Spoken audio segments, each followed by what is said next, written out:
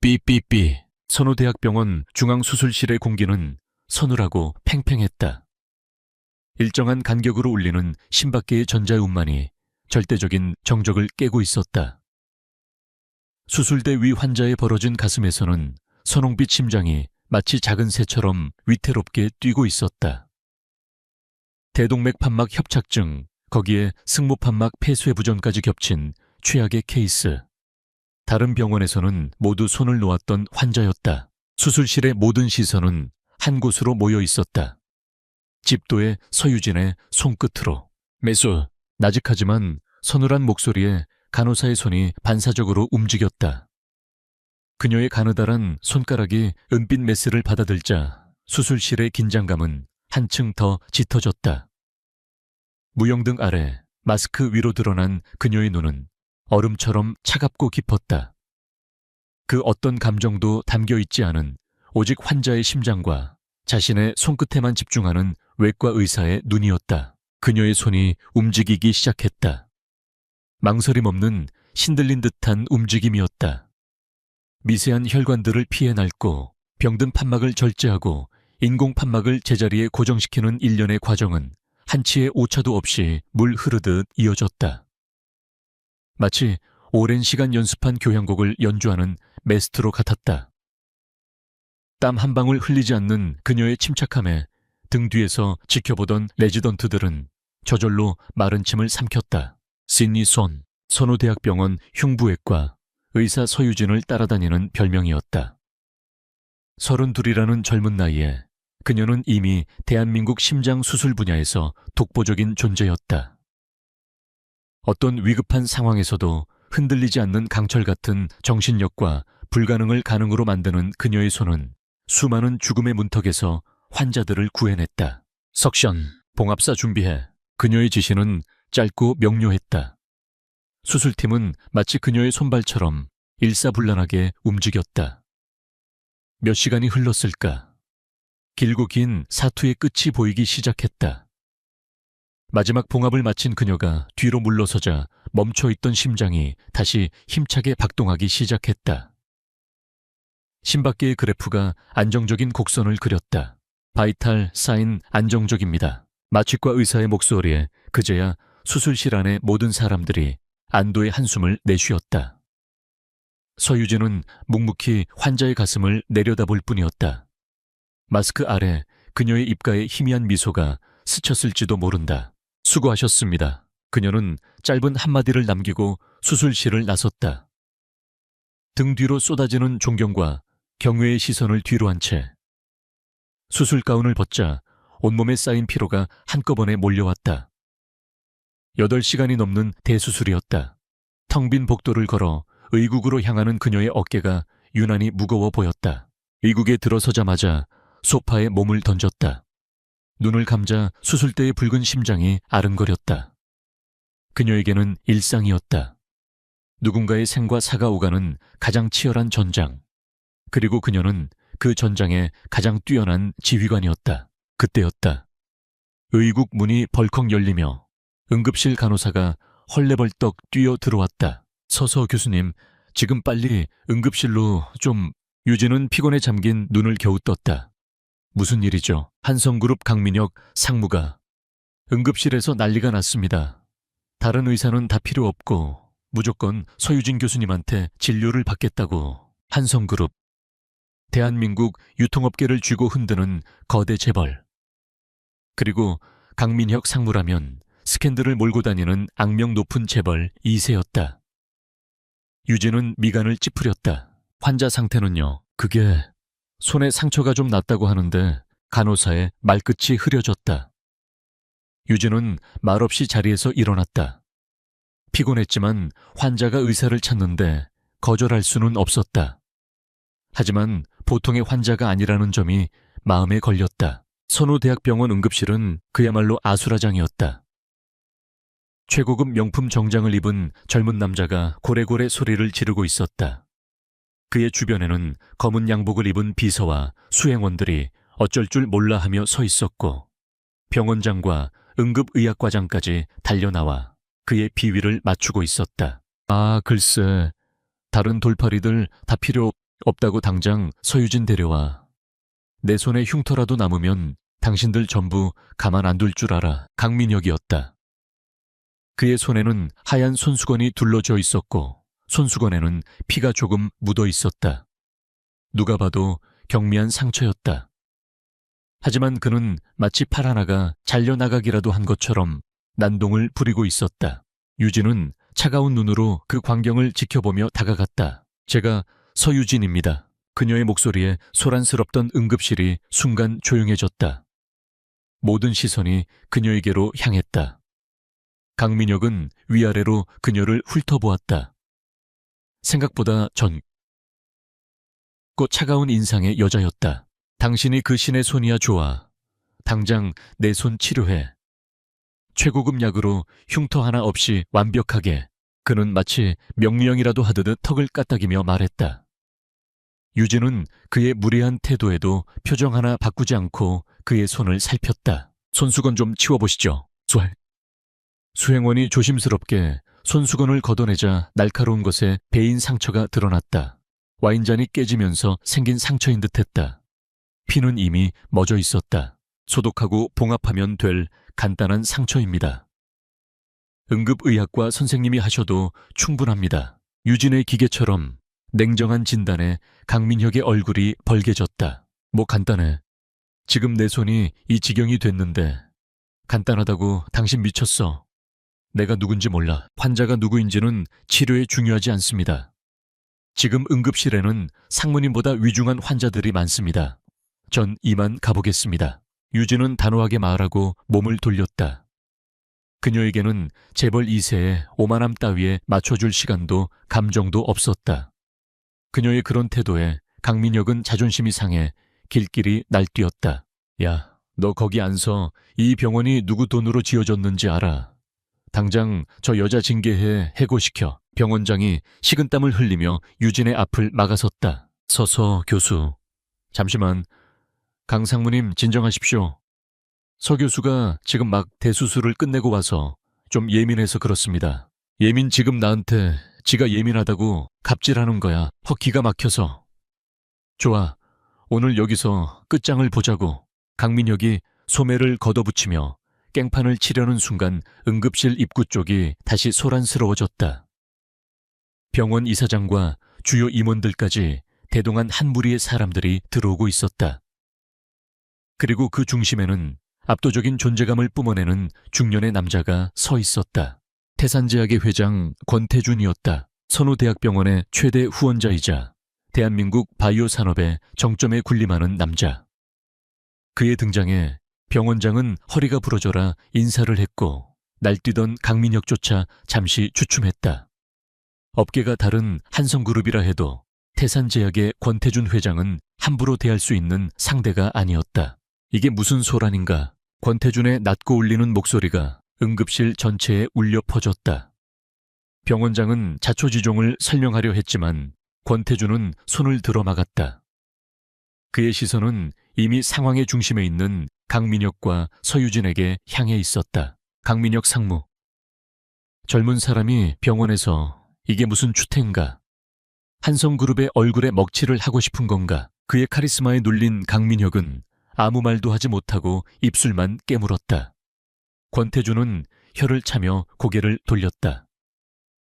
그리고 그의 시선이 강민혁의 맞은편에 서 있는 여의사에게 닿았다. 서유진. 그녀의 얼굴을 본 순간 권태준의 세상이 멈췄다. 시간이 얼어붙고 소음으로 가득했던 응급실의 모든 소리가 사라졌다. 그의 눈에는 오직 그녀의 얼굴만이 흑백 사진처럼 박혀들었다. 차갑고 지적이며 어딘가 모르게 슬픔을 간직한 듯한 그 눈매. 오똑한 콧날과 굳게 담은 입술. 권태준은 숨 쉬는 것조차 잊었다. 온몸의 피가 차갑게 식는 것 같았다. 알지 5년.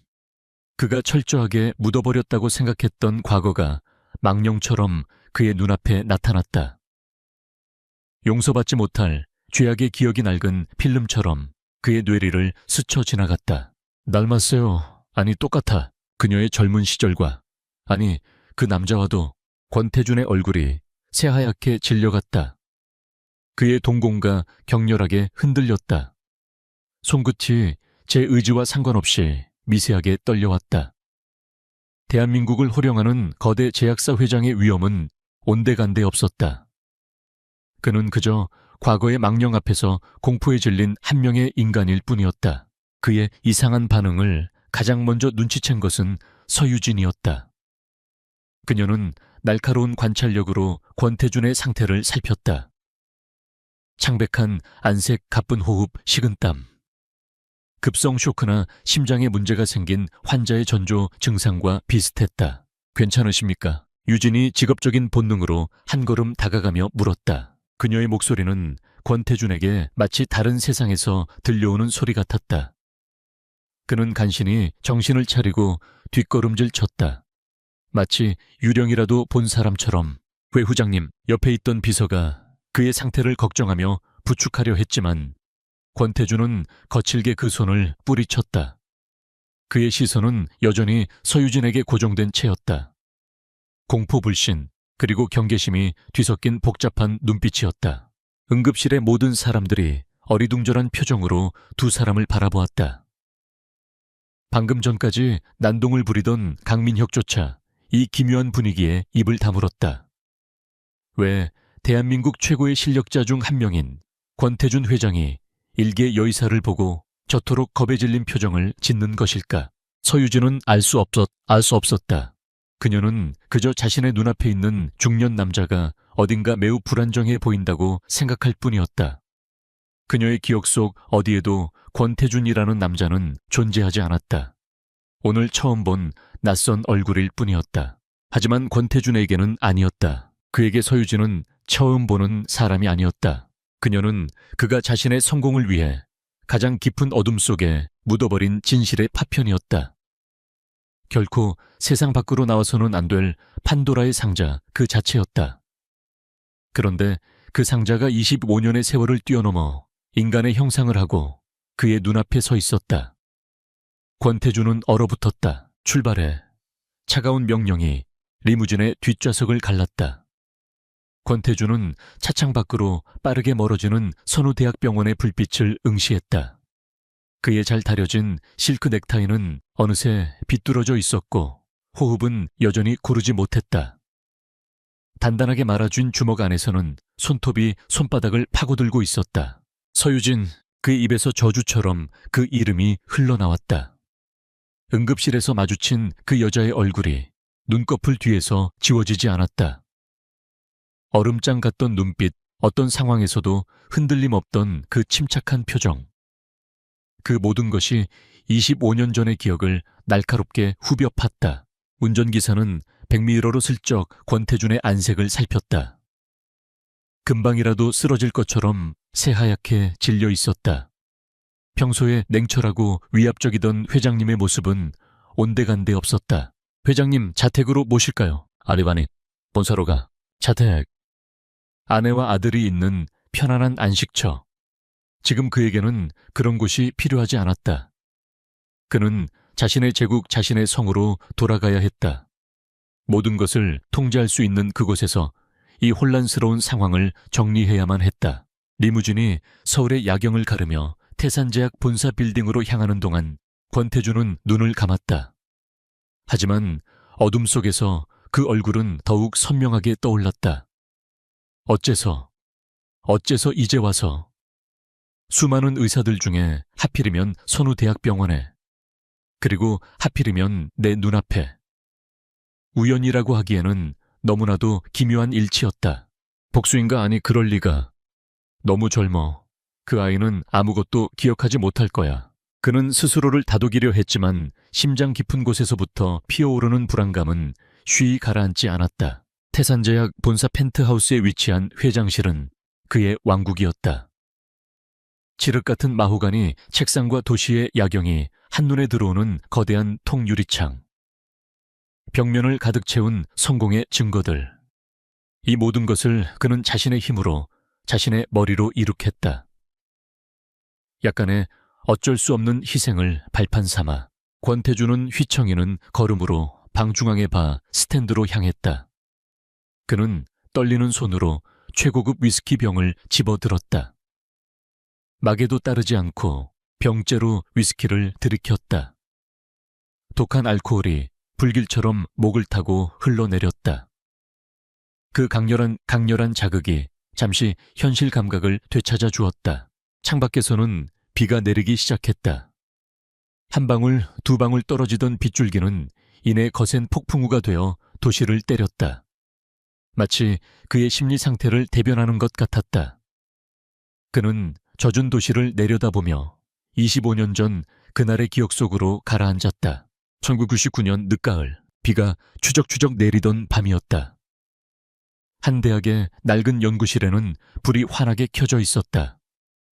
30살의 젊은 권태주는 초조하게 연구실 안을 서성였다. 그의 친구이자 동업자인 천재 생명과학자 서진우는 현미경에서 눈을 떼지 못하고 있었다. 진우야, 정말 다 된 거 맞아. 이번에는 확실한 거지. 권태준의 목소리에는 희망과 의심이 뒤섞여 있었다. 몇 년째 이 작은 연구실에 모든 것을 쏟아부었다. 그가 가진 전 재산과 미래를 걸었다. 그때 서진우가 와 하는 외마디 비명과 함께 벌떡 일어섰다. 그의 얼굴은 흥분과 희열로 상기되어 있었다. 태준아, 해냈어. 드디어 해냈다고. 서진우는 현미경의 데이터를 권태준에게 보여주었다. 복잡한 화학식과 그래프. 권태준은 그 의미를 다 알 수 없었지만 친구의 관계 어린 눈빛만으로도 모든 것을 알 수 있었다. 이게 TH7인가? 그래. 완벽한 세포 재생물질 노화된 세포를 젊은 시절로 되돌리고 손상된 조직을 완벽하게 복원해 이걸로 우리는 모든 질병을 정복할 수 있어. 인류의 역사를 새로 쓰는 거라고. 서진우는 어린아이처럼 기뻐하며 권태준을 끌어안았다. 그는 순수했다. 자신의 연구가 세상을 어떻게 바꿀지에 대한 이상만으로 가득 찬 순진한 천재였다. 하지만 권태준의 눈은 다른 것을 보고 있었다. 그는 세포나 인류의 역사가 아니었다. 그의 눈에는 산더미 같은 돈이 세상을 호령할 수 있는 절대적인 권력이 보였다. 대단하다, 친구. 정말 대단해. 권태준은 서진우의 어깨를 두드리며 감탄했지만 그의 머릿속은 이미 차갑게 돌아가고 있었다. 이 엄청난 기술을 어떻게 독차지할 수 있을까? 순진한 서진우는 이 기술의 상업적 가치를 제대로 이해하지 못했다. 그는 분명 이 기술을 헐값에 넘기거나 심지어 대가 없이 공개하자고 할지도 모른다. 안 돼. 이건 내 거야. 내 인생을 바꿀 유일한 기회라고. 탐욕이 독사처럼 그의 심장을 휘감았다. 며칠 후 권태준은 서진우에게 공동 명의로 된 특허 신청 서류를 내밀었다. 물론 교묘하게 법적 권리가 자신에게 더 유리하도록 조작된 서류였다. 연구에만 몰두하느라 세상 물정에 어두웠던 서진우는 친구를 믿고 의심 없이 서명했다. 그리고 운명의 그날 밤, 두 사람은 연구실에서 작은 축하 파티를 열었다. 서진우는 아내와 어린 딸 이야기를 하며 행복에 겨워했다. 특히 자신의 모든 것을 물려받은 것처럼 영리한 딸 유진의 이야기를 할 때 그의 얼굴은 사랑으로 빛났다. 권태준은 웃으며 맞장구를 쳤지만 그의 눈은 연구 데이터가 담긴 하드 드라이브와 연구 노트에 고정되어 있었다. 그는 서진우의 술에 몰래 수면제를 탔다. 술에 약했던 서진우는 금방 정신을 잃고 책상에 엎드려 잠이 들었다. 권태준은 주변을 살폈다. 완벽한 기회였다. 그는 조심스럽게 하드 드라이브와 핵심 연구 노트를 자신의 가방에 챙겼다. 그리고 그의 눈에 낡은 알코올 램프가 들어왔다. 악마가 속삭였다. 모든 증거를 없애버려. 이게 다 타버리면 이건 처음부터 내 것이 되는 거야. 그는 잠시 망설였다. 하지만 그의 발밑에서 아른거리는 거대한 성공의 그림자가 이성의 마지막 끈을 끊어버렸다. 그는 알코올 램프를 엎질렀다.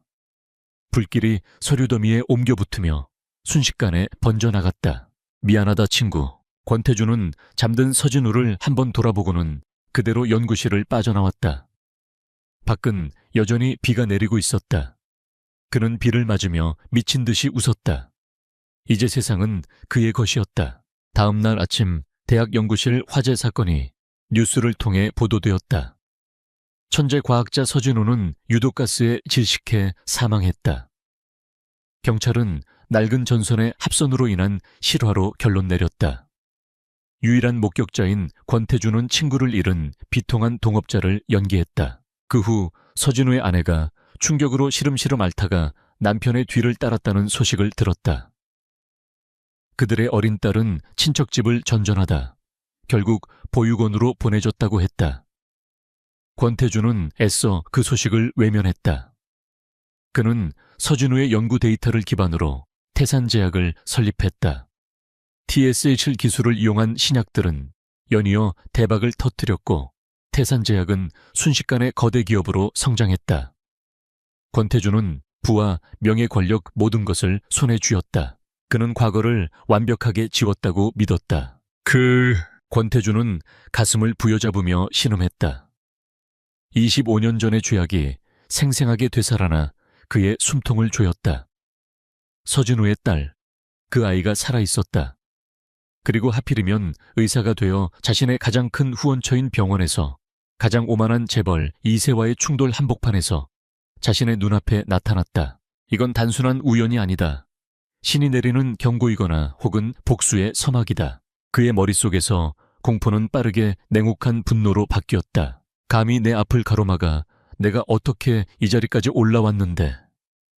이제 와서 모든 것을 망칠 수는 없어. 그는 서유진이라는 존재를 그대로 둘 수 없었다. 그녀가 과거의 진실을 알든 모르든 그녀의 존재 자체가 자신에게는 시한폭탄이었다. 그녀의 얼굴은 사람들에게 서진우를 떠올리게 할 것이다. 누군가가 25년 전의 사건을 다시 파헤치기 시작할지도 모른다. 그 싹을 잘라내야 한다. 뿌리째 뽑아버려야 한다. 권태주는 자리로 돌아와 책상 서랍 깊숙한 곳에서 대포폰 하나를 꺼냈다. 전원을 켜자 단 한 개의 번호만이 저장되어 있었다. 그는 그 번호로 전화를 걸었다. 신호음이 2번 울리기도 전에 상대방이 전화를 받았다. 네 회장님, 감정 없는 기계적인 목소리. 그의 모든 지저분한 일을 처리해주는 그림자 윤 실장이었다. 급한 일이다. 권태준의 목소리는 방금 전의 혼란이 거짓말이었던 것처럼 차갑고 안정되어 있었다. 선우대학병원 흉부외과에 서유진이라는 의사가 있다. 수화기 너머에서는 아무런 대답 없이 정적만이 흘렀다. 윤 실장은 질문하지 않는다. 그저 듣고 실행할 뿐이다. 그 여자의 모든 것을 알아내. 태어났을 때부터 지금까지 먼지 한 톨까지 전부다. 가족, 친구, 학교, 금융기록, 사생활까지 샅샅이 뒤져. 알겠습니다. 그리고 권태주는 잠시 말을 멈추고 창밖의 폭풍우를 노려보았다. 처리해. 그 한마디에 모든 의미가 담겨 있었다. 어떤 방식을 원하십니까? 조용하게. 그리고 깨끗하게. 내 이름이 거론되어서는 안 된다. 병원 내 정치 싸움으로 보이게 하든 의료 스캔들을 만들든 방법은 상관없어. 다시는 내 눈에 띄지 않게 해. 그 병원에서, 아니 이 업계에서 발도 못 붙이게 만들어. 기한은 어느 정도로 생각하십니까? 빠를수록 좋다. 전화가 끊겼다. 권태주는 대포폰의 배터리를 분리해 서랍에 던져 넣었다. 그는 다시 위스키 병을 들고 통유리창 앞으로 다가섰다. 그의 눈은 더 이상 과거의 공포에 흔들리지 않았다. 25년 전 친구를 배신하고 그의 모든 것을 훔쳤던 그날 밤에 탐욕과 냉혹함으로 가득 차 있었다. 서유진, 네가 누구의 딸이든 무슨 목적으로 내 앞에 나타났든 상관없다. 나 권태준의 제국을 위협하는 자는 누구라도 용서하지 않는다. 폭풍우가 몰아치는 도시의 야경 위로 그의 그림자가 거대하게 드리워졌다. 보이지 않는 전쟁의 서막이 그렇게 조용히 올랐다. 강민혁 상무와 권태준 회장이 병원을 떠난 후 며칠간은 폭풍전의 고요함이 흘렀다. 응급실의 소동은 그저 부유한 상류층의 흔한 갑질 해프닝으로 일단락되는 듯했다. 서유진은 다시 수술실과 의국병동을 오가는 평온한 일상으로 돌아왔다. 그녀는 그날 권태준 회장이 보였던 기이한 반응을 잠시 떠올렸지만 곧 산더미처럼 쌓인 환자 차트와 수술 스케줄에 묻어버렸다. 그녀에게는 낯선 재벌 회장의 표정보다 당장 내일 있을 대동맥 박리 수술이 훨씬 더 중요했다. 첫 번째 파도는 예고 없이 그리고 아주 교묘하게 밀려왔다. 유진은 한 달 전부터 준비해온 중요한 심장 이식 수술을 앞두고 있었다. 수혜자는 존경받는 원로 정치인이었고 언론의 관심도 집중된 수술이었다. 병원에 명운이 걸렸다고 해도 과언이 아니었다. 집도인은 당연히 병원 최고의 실력을 자랑하는 서유진으로 내정되어 있었다. 그녀는 기증자의 심장 상태와 수혜자의 데이터를 분석하며 완벽한 수술 계획을 세우고 있었다. 그런데 수술을 불과 이틀 앞둔 날 흉부외과 과장인 한지훈 교수가 그녀를 자신의 사무실로 불렀다.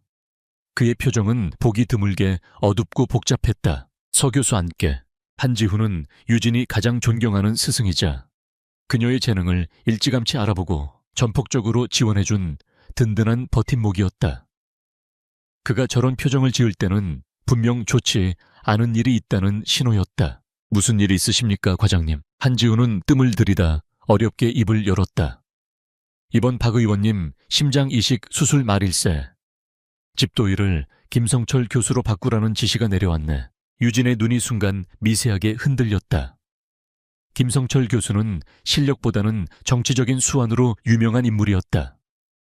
물론 그 역시 뛰어난 외과 의사였지만 이번 케이스처럼 고난도의 수술 경험은 유진에 비해 현저히 부족했다. 이유를 여쭤봐도 되겠습니까? 유진은 감정을 드러내지 않고 차분하게 물었다. 병원 이사회 결정이야. 얼마 전 VIP 환자와 불필요한 마찰이 있었던 점을 고려해서 대외적으로 중요한 수술은 당분간 서 교수가 맡지 않는 것이 좋겠다는 뭐 그런 말도 안 되는 이유를 대더군. 강민혁 상무 사건이었다. 한지훈은 책상을 주먹으로 내리치고 싶을 만큼 분노했지만 이사회의 결정을 뒤집을 힘은 없었다. 그는 유진에게 미안한 눈빛을 보냈다. 미안하네. 내가 힘이 부족해서 막아주지 못했어. 아닙니다, 과장님. 병원 방침이라면 따라야죠. 유진은 담담하게 대답했다. 그녀는 실망했지만 내색하지 않았다. 어쩌면 그 오만한 재벌 2세가 뒤에서 압력을 넣었을지도 모른다고 생각했다. 그 정도는 충분히 예상 가능한 일이었다. 그녀는 그저 환자의 예후가 좋기만을 바랄 뿐이었다. 하지만 이것이 거대한 음모의 시작이라는 사실을 그녀는 아직 알지 못했다. 두 번째 파도는 더욱 거칠고 비열하게 그녀를 덮쳤다. 일주일 후 유진은 자신이 집도했던 환자의 정기검진을 하고 있었다. 수술 경과는 매우 좋았고 환자는 밝은 얼굴로 그녀에게 연신 감사 인사를 전했다. 모두 교수님 덕분입니다. 정말 새 생명을 얻은 것 같아요. 유진이 환자에게 몇 가지 주의사항을 설명해주고 있을 때였다. 갑자기 환자가 극심한 호흡 곤란을 호소하며 쓰러졌다. 그의 몸에는 빠르게 붉은 반점이 번져나갔다. 아나필락시스 쇼크, 전형적인 약물 알레르기 반응이었다. 에피네프린, 제세동기 준비해. 유진의 외침과 함께 병동은 순식간에 아수라장이 되었다. 그녀는 침착하게 응급처치를 지휘했고 다행히 환자는 고비를 넘기고 안정을 되찾았다. 하지만 사건은 이제부터 시작이었다. 문제는 환자에게 투여된 항생제였다. 환자는 페니실린 계열 항생제에 심각한 알레르기 병력이 있었고 이는 그의 차트에 굵은 글씨로 명시되어 있었다. 그런데 누군가 그에게 페니실린 계열 항생제를 처방한 것이다. 병원에서는 즉시 진상조사위원회가 열렸다. 그리고 문제의 처방전이 증거로 제출되었다. 처방을 내린 의사의 전자 서명란에는 너무나도 선명하게 서유진이라는 이름이 찍혀 있었다. 유진은 회의실에 홀로 앉아 자신의 이름이 적힌 처방전을 망연자실하게 바라보았다. 그녀는 결코 그런 처방을 내린 적이 없었다. 그녀는 환자의 차트를 누구보다 꼼꼼하게 확인하는 것으로 유명했다. 알레르기 병력을 놓칠 리가 만무했다. 서유진 교수 할 말 있습니까? 조사위원장을 맡은 사람은 다름 아닌 김성철 교수였다. 그는 기다렸다는 듯이 유진을 몰아붙였다. 이건 명백한 실수입니다. 아니, 의료 과실이죠. 신의 손이라 불리며 자만하다가 기본적인 환자 정보 확인조차 게을리한 것 아닙니까? 저는 그 약을 처방한 적이 없습니다. 누군가 제 아이디를 도용했거나 시스템에 오류가 있었을 겁니다. 시스템 오류라고요. 우리 병원 전산 시스템은 국내 최고 수준입니다. 해킹이라도 당했다는 겁니까? 피해망상 아닌가요? 동료 의사들의 수군거림이 비수처럼 날아와 박혔다. 평소 그녀의 성공을 시기하고 질투했던 이들에게는 더할 나위 없이 좋은 먹잇감이었다. 신의 손도 별 수 없군. 너무 잘 나가더니 결국 사고를 치는군. 유진은 입술을 깨물었다. 증거가 없었다. 자신의 결백을 증명할 방법이 없었다. 그녀는 결국 엄중 경고와 함께 3개월간 수술집도 정지라는 중징계를 받았다. 흉부외과 의사에게 3개월간의 수술 정지는 사형 선고나 다름없었다. 손의 감각을 잃게 만들고 경력에 치명적인 오점을 남기는 일이었다. 한지훈 과장이 이사회에 강력하게 항의했지만 소용없었다.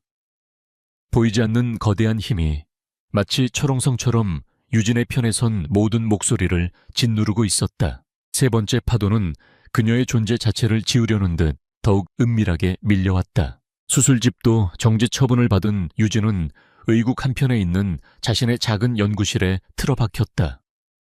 그녀는 이번 사건이 단순한 실수가 아니라고 확신했다.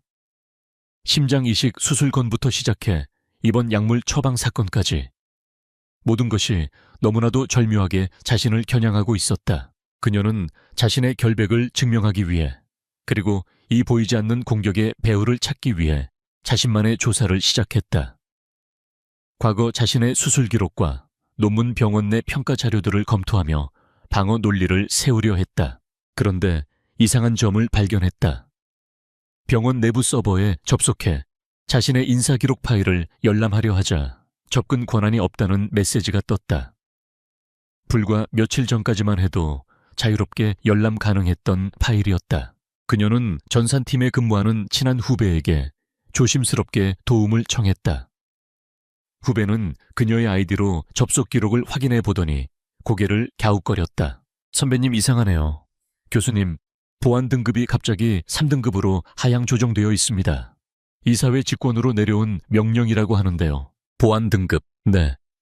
그리고 더 이상한 게 있어요. 교수님, 파일 중에 작년에 존스 홉킨스 병원에서 온 스카우트 제의서랑 추천서 파일이 있었는데 그 파일이 삭제됐습니다.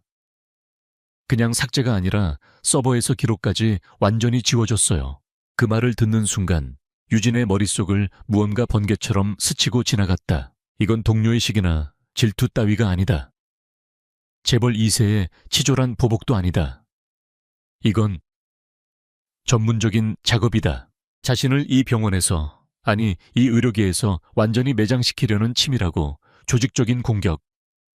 수술에서 배제시키고 의료 과실 누명을 씌우고 이제는 과거의 화려한 경력까지 지워버리려 하고 있다. 자신의 존재를 한 줌의 재로 만들려는 것이다. 온몸에 소름이 돋았다. 대체 누가 왜 자신에게 이런 원한을 품을 만한 사람이 있었던가? 그녀의 머릿속은 하얗게 비어버렸다. 그녀는 곧장 한지훈 과장의 사무실로 향했다. 이번에는 하소연하기 위해서가 아니었다. 그녀는 그에게 자신이 발견한 사실들을 수술 배제, 약물 누명 접근 권한 변경 파일 삭제까지 시간 순서대로 냉정하게 설명했다. 한지훈은 심각한 표정으로 그녀의 말을 들었다. 그의 얼굴은 점점 굳어갔다.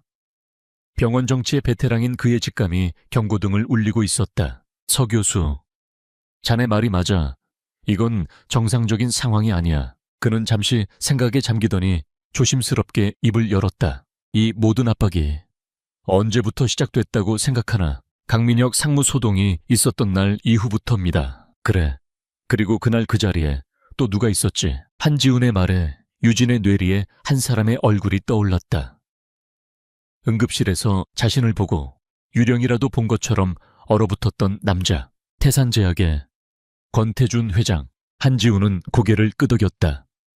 이 사회에 압력을 넣고 병원 전산 시스템까지 손댈 수 있는 힘을 가진 사람. 이 병원에서는 단 한 사람뿐이야. 두 사람 사이에 무거운 침묵이 흘렀다. 도저히 믿을 수 없는 가설이었다. 대한민국에서 가장 존경받는 기업인 중 한 명인 권태준 회장이 왜 고작 의사 한 명을 제거하기 위해 이렇게까지 한단 말인가? 아무런 접점도 이유도 없었다. 한지우는 착잡한 목소리로 말했다. 서 교수, 이건 우리가 상대할 수 있는 레벨이 아닐지도 몰라. 마치 산을 상대로 싸우는 것과 같아. 일단은 최대한 몸을 낮추고 있어. 그들에게 공격할 빌미를 주지 마. 나도 내 선에서 알아볼 테니 절대로 혼자서 섣불리 움직이지 말게. 스승의 진심 어린 걱정에 유진은 고개를 끄덕였지만 마음은 조금도 편해지지 않았다. 그날 밤 유진은 불 꺼진 자신의 작은 연구실에 홀로 앉아 있었다. 창밖으로 보이는 병원은 여전히 환하고 분주했지만 이제 그곳은 그녀에게 더 이상 안전한 울타리가 아니었다. 보이지 않는 적들로 가득한 전쟁터였다. 혼란과 좌절감이 파도처럼 밀려왔다. 하지만 그 감정의 파도가 휩쓸고 지나간 자리에는 차가운 분노와 강철 같은 결의가 싹트고 있었다. 그녀는 이대로 무너질 수 없었다. 이유도 모른 채 자신의 인생을 송두리째 빼앗길 수는 없었다. 유진은 자신의 노트북을 열었다. 그리고 검색창에 두 개의 이름을 차례로 입력했다. 강민혁, 권태준, 누가 왜 자신을 공격하는가? 그 답을 찾기 전에는 결코 멈추지 않을 것이다. 보이지 않던 거대한 파도의 실체를 그녀는 이제 자신의 눈으로 똑똑히 마주보고 있었다. 그리고 그 거대한 폭풍의 핵을 향해 그녀는 홀로 나아갈 준비를 시작했다. 수술집도 정지 처분을 받은 지 2주가 흘렀다. 서유진에게는 지옥같이 긴 시간이었다. 수술실의 팽팽한 긴장감과 환자의 심장 소리가 사라진 그녀의 일상은 텅 비어 있었다. 그녀는 대부분의 시간을 의국 구석의 작은 연구실에서 보냈다. 한지훈 과장의 배려로 그곳이나마 유지할 수 있었다. 그녀는 약속대로 섣불리 움직이지 않았다. 대신 조용히 정보를 수집했다. 노트북 화면에는 권태준 회장과 강민혁 상무에 대한 자료가 가득했다. 하지만 그녀가 얻을 수 있는 정보는 대중에게 공개된 것들 뿐이었다. 권태준의 성공 신화, 그의 자선 활동과 언론 인터뷰, 강민혁의 끝없는 스캔들과 사치스러운 생활. 그 어디에도 자신과의 연결고리는 보이지 않았다. 마치 거대한 벽을 마주한 것처럼 막막했다. 보이지 않는 적은 그녀의 모든 것을 알고 공격해오는데 자신은 상대가 누구인지 왜 공격하는지조차 알 수 없었다. 답답함이 극에 달하던 어느 주말 오후 유진은 충동적으로 자리에서 일어났다. 과거. 어쩌면 답은 거기에 있을지도 모른다. 그녀가 거의 기억하지 못하는 부모님의 과거 속에 그녀는 차를 몰아 도시 외곽의 한 창고로 향했다. 그곳에는 그녀의 유일한 혈육이 남긴 아주 작은 흔적이 보관되어 있었다. 25년 전 부모님이 돌아가신 후 친척들이 맡아주었던 유품 상자였다. 어른이 된 후로는 한 번도 열어본 적 없는 판도라의 상자이기도 했다. 차가운 콘크리트 바닥에 창고 안은 먼지와 시간의 냄새로 가득했다. 유진은 구석에 놓인 낡은 나무 상자를 열었다. 상자 안에는 빛바랜 앨범과 낡은 책 몇 권, 그리고 곱게 접힌 아버지의 낡은 연구 가운이 들어있었다. 그녀는 조심스럽게 앨범을 펼쳤다. 젊은 시절의 아버지와 어머니, 사진 속에서 그들은 환하게 웃고 있었다. 기억나지 않는 얼굴이었지만 가슴 한편이 아릿하게 저려왔다. 특히 아버지의 눈매와 인매가 지금의 자신과 놀랍도록 닮아 있었다. 아버지는 생명과학자였고 어머니는 평범한 주부였다고 어렴풋이 들었던 기억만 남아있을 뿐이었다. 상자 바닥을 더듬던 그녀의 손끝에 차갑고 딱딱한 것이 닿았다. 낡은 가죽 케이스에 담긴 만년필이었다. 화려하지는 않지만 기품 있는 디자인이었다. 아버지의 물건인 듯 했다. 그녀는 무심코 만년필을 이리저리 돌려보았다. 그러다 손가락이 펜데 중간에 작은 돌기에 걸렸다. 딸깍 작은 소리와 함께 펜의 몸통이 분리되었다. 그리고 그 안에서 아주 작은 필름 뭉치가 모습을 드러냈다. 오래된 사진기의 필름처럼 보였지만 크기는 훨씬 작았다. 마이크로필름이었다. 유진의 심장이 세차게 뛰기 시작했다. 평범한 만년필이 아니었다. 무언가를 숨기기 위한 특수 제작품이었다. 아버지는 왜 이런 것을 가지고 있었을까? 그리고 이 작은 필름 안에는 무엇이 담겨 있을까? 직감적으로 이것이 자신을 둘러싼 미스터리를 풀 수 있는 첫 번째 열쇠라는 것을 느꼈다. 야, 서유진. 이게 웬일이야. 병원에만 틀어박혀 사는 줄 알았더니 대학 동기이자 지금은 데이터 복구 및 영상 아카이브. 전문 연구소를 운영하는 김민준이 그녀를 보며 놀란 듯이 말했다. 그의 연구소는 온갖 첨단 장비들로 가득 차 있었다. 부탁할 게 있어서 왔어. 유진은 자초지종을 설명하는 대신 만년필에서 나온 작은 마이크로필름을 그에게 건넸다. 민준은 전문가용 루페를 꺼내 필름을 유심히 살폈다. 이거 엄청 오래된 물건인데 보관 상태가 썩 좋지는 않네.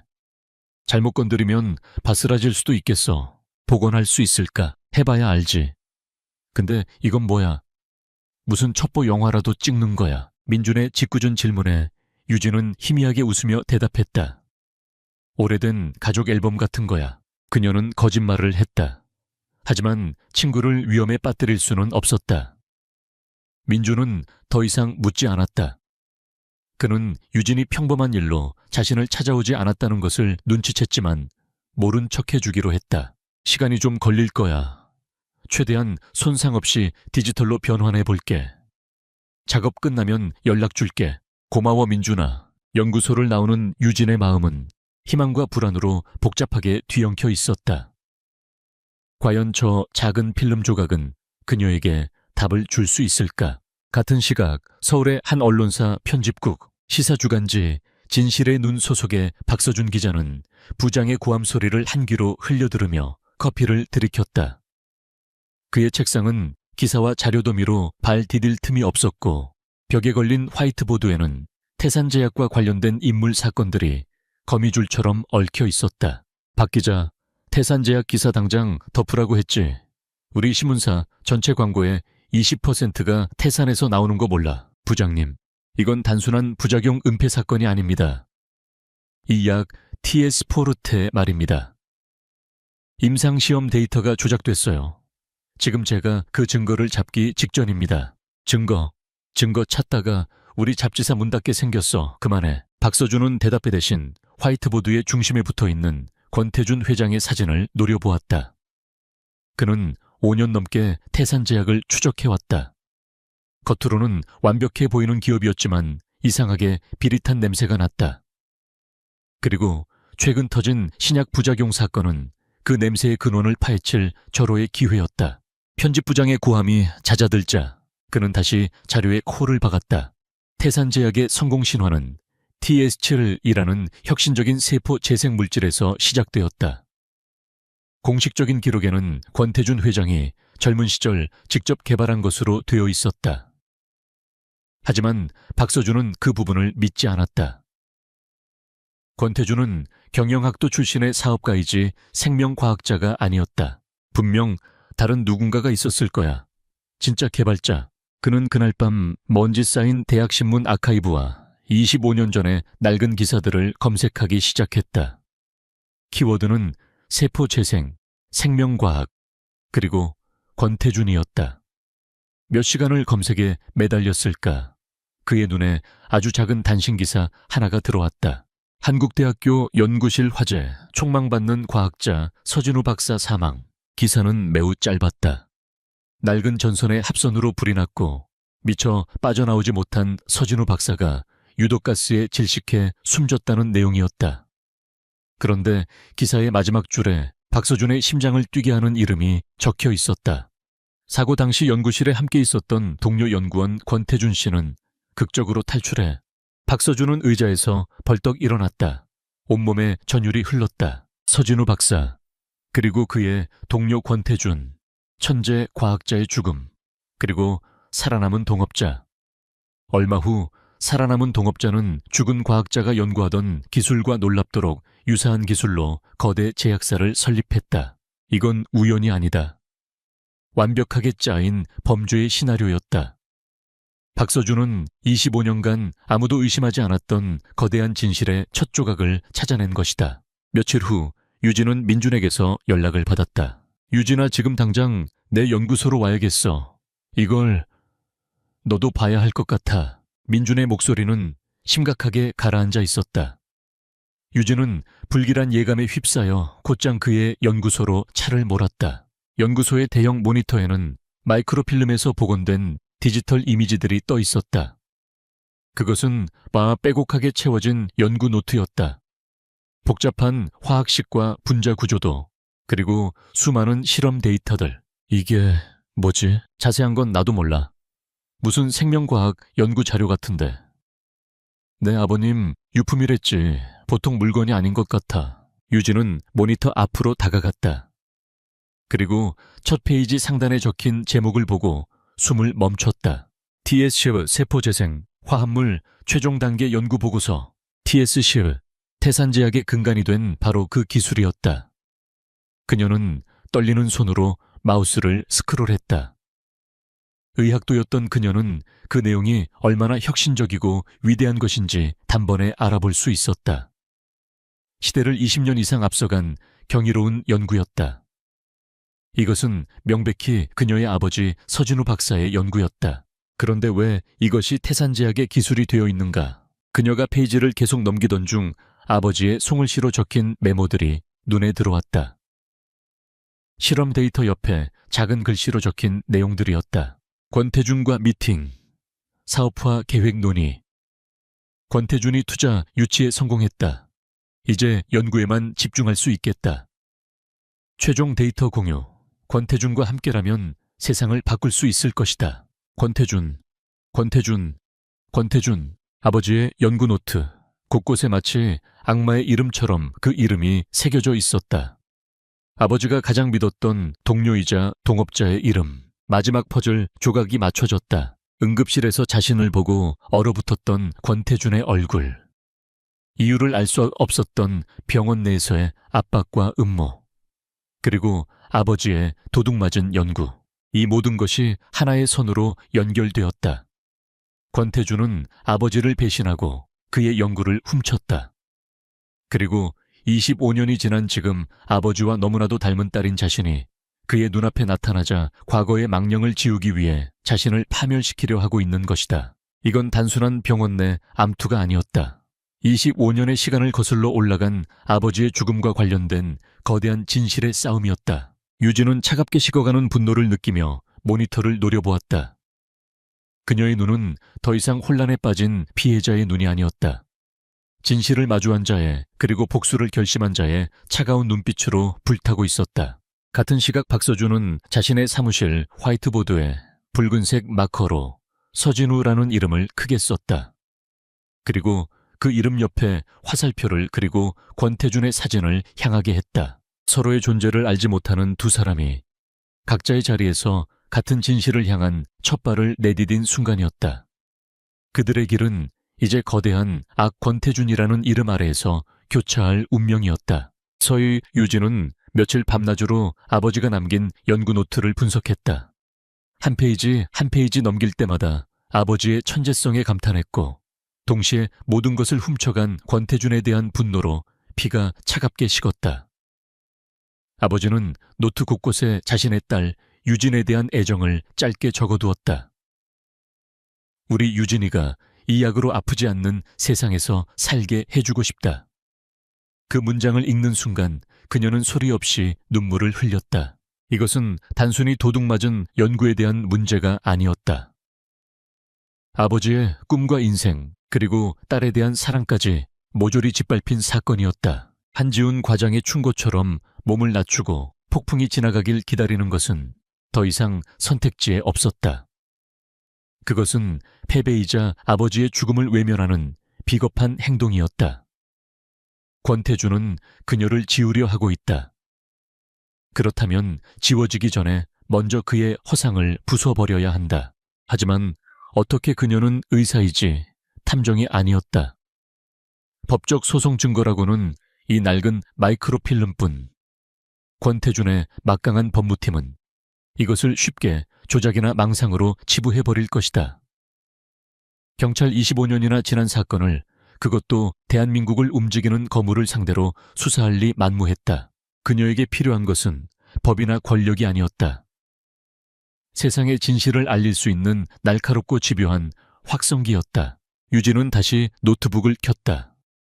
이번에는 다른 키워드를 입력했다. 태산제약 비리, 권태준 의혹, 수많은 기사들이 쏟아졌다. 대부분은 태산제약의 홍보팀이 뿌린 듯. 단 해명 자료거나 꼬리 자르기식의 가벼운 비판 기사였다. 하지만 그 중에서도 유독 눈에 띄는 이름이 있었다. 박서준, 시사주간지 진실의 눈 소속 기자. 그는 몇 년에 걸쳐 끈질기게 태산제약을 물고 늘어지고 있었다. 다른 기자들이 모두 포기한 태산제약의 신약 부작용 은폐 의혹을 유일하게 심층 보도하고 있었다. 그의 기사는 감정적이지 않았다. 철저하게 데이터와 팩트에 기반했고 행간에서는 권력에 타협하지 않겠다는 기자의 굳은 신념이 느껴졌다. 유진은 그의 과거 기사들을 모두 찾아 읽었다. 그는 거대 기업의 비리를 파헤치다 소송에 휘말리기도 했고 외압 때문에 정직을 당하기도 했다. 하지만 결코 꺾이지 않았다. 이 사람이라면 믿을 수 있을지도 모른다. 그녀는 결심했다. 이 전쟁을 함께 치를 동맹자로 기자 박서준을 선택하기로. 접근은 신중해야 했다. 자신의 신분이 노출되는 순간 권태준의 감시망에 걸려들 것이 뻔했다. 그녀는 병원이나 집이 아닌 동네 도서관의 공용 컴퓨터를 이용했다.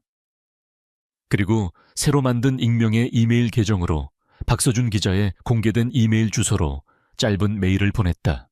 제목 태산제약 TS7 기술의 진짜 주인에 대하여. 내용 박서준 기자님, 태산제약의 근간이 된 TS7 기술의 원천에 대한 정보를 가지고 있습니다.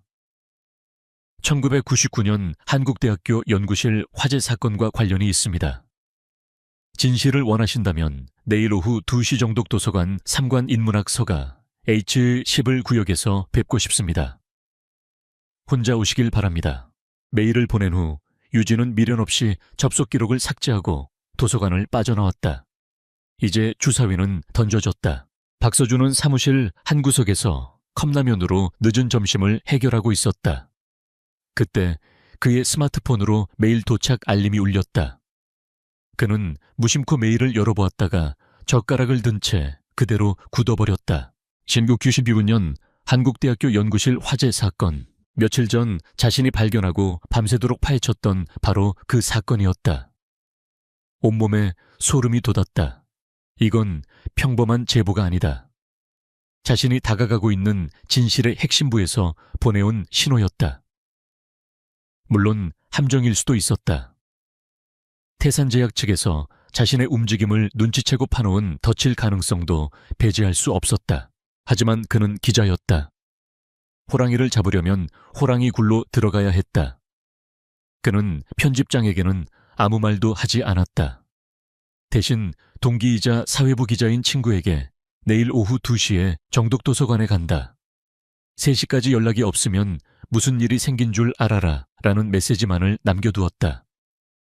만약을 위한 최소한의 안전장치였다. 다음 날 오후 1시 30분 박서준은 약속 장소인 정독도서관에 미리 도착했다. 그는 제보자인 척 인문학 서가를 어슬렁거리며 주변 지형과 인물을 살폈다. 도서관은 평일 오후에 한적함과 나른함으로 가득했다. 위험한 낌새는 보이지 않았다. 약속 시각인 2시 정각, 한 여자가 서가로 들어왔다. 청바지에 수수한 스웨터를 입은 평범해 보이는 여성이었다. 하지만 박서준은 그녀에게서 평범하지 않은 기운을 느꼈다. 주변을 경계하면서도 흔들림 없는 걸음걸이, 그리고 무엇보다 깊이를 알 수 없는 차가운 눈빛. 그녀는 약속된 H7 구역으로 다가와 책을 한 권 꺼내 읽는 척했다. 박서준은 조심스럽게 그녀에게 다가갔다. 혹시 태산에 대해 할 말이 있는 분이신가요? 여자는 책에서 눈을 떼고 그를 바라보았다. 서유진이었다. 사진으로 본 적은 없었지만 박서준은 그녀가 의사라는 것을 대번에 알아차렸다. 지적이고 냉철한 분위기가 온몸에서 풍겨 나왔다. 박서준 기자님 맞으시죠? 네, 맞습니다. 누구신지 여쭤봐도 될까요? 이 자리에서 신분을 밝히기는 어렵습니다. 하지만 제가 가진 정보는 진짜입니다. 두 사람 사이에는 팽팽한 긴장감이 흘렀다. 서로를 탐색하는 눈빛이 허공에서 부딪혔다. 박서준이 먼저 침묵을 깼다. 좋습니다. 화재 사건에 대해 뭘 알고 계시죠? 그 사건과 TS7은 무슨 관련이 있습니까? TS10은 그 화재 사건으로 돌아가신 분의 연구였습니다. 권태준 회장은 그 연구를 훔친 것뿐입니다. 유진의 목소리는 낮고 차분했지만 그 안에는 서늘한 확신이 담겨 있었다. 박서준은 마른 침을 삼켰다. 자신의 가설이 눈앞의 이 익명의 제보자를 통해 확인되는 순간이었다. 그걸 증명할 증거가 있습니까? 있습니다. 하지만 그냥 드릴 수는 없습니다. 기자님을 얼마큼 믿을 수 있는지 알아야겠습니다. 저를 뭘 보고 믿으시겠습니까? 기자님의 과거 기사들을 봤습니다. 권력에 타협하지 않는다는 것 정도는 알 수 있었습니다. 하지만 이번 상대는 보통 기업이 아닙니다. 중간에 포기하거나 태산과 거래를 할 수도 있겠죠. 유진의 날카로운 지적에 박서준은 오히려 희미하게 웃었다. 보통 제보자가 아니었다. 상황을 정확하게 판단하고 상대방의 약점까지 꿰뚫어 보고 있었다. 제가 이 일에 목숨을 걸었다면 믿으시겠습니까? 박서준의 눈빛이 진지하게 빛났다. 유진은 그의 눈을 한참 동안 들여다보았다. 그리고 마침내 결심한 듯 입을 열었다. 제 이름은 서유진입니다. 그녀는 잠시 숨을 골랐다. 그리고 1999년 화재 사건으로 돌아가신 서진우 박사님이 제 아버지입니다. 박서준은 순간 숨을 멈췄다. 그의 머릿속에서 모든 퍼즐 조각이 맞춰졌다. 피해자의 딸, 살아있는 증인. 이 제보는 단순한 정보가 아니었다. 25년간 묻혀있던 진실의 외침 그 자체였다. 이보다 더 확실한 스토리는 없었다. 상황은 역전되었다. 이제는 박서준이 유진의 신뢰를 얻어야 했다. 근처에 조용한 찻집이 있습니다. 자리를 옮겨서 자세히 이야기하시죠. 두 사람은 도서관 근처의 낡고 한적한 찻집 구석에 자리를 잡았다. 유진은 보안 태블릿을 꺼내 민준이 복원해준 아버지의 연구 노트 파일을 열었다. 박서준은 화면에 떠오른 연구 노트를 보고 경악을 금치 못했다. TS7, 권태준이라는 이름이 선명하게 적힌 빼도 박도 못하는 물증이었다. 그는 저널리스트로서의 흥분을 감추기 위해 애썼다. 이건 그의 기자 인생을 통틀어 가장 거대한 특종이었다. 이것만으로도 게임은 끝난 거나 다름없군요. 아니요. 시작일 뿐입니다. 유진이 그의 말을 잘랐다. 권태준은 이 정도 증거는 조작이라고 우길 겁니다. 언론과 법조계를 돈으로 매수해서 저를 정신 이상자로 몰고 가겠죠. 그가 지금 저에게 하고 있는 것처럼요. 유진은 자신이 병원에서 겪고 있는 일들을 간략하게 설명했다. 박서준의 얼굴이 점점 굳어졌다. 역시 보통 내기가 아니군요. 싹을 잘라버리려고 했던 거군. 박서준은 반대로 자신이 취재한 내용을 공유했다. 태산제약의 신약 부작용 은폐 의혹, 임상시험 데이터 조작 정황, 그리고 자신에게 들어오는 외압까지. 두 사람의 정보가 합쳐지자 권태준이라는 인물의 실체는 더욱 명확해졌다. 그는 자신의 성공을 위해서라면 그 어떤 불법과 비도덕적인 행위도 서슴지 않는 괴물이었다. 25년 전에도 그랬고 지금도 변함이 없었다. 유진이 먼저 제안했다. 저는 기자님께 아버지의 연구노트 원본을 비롯한 모든 증거를 제공하겠습니다.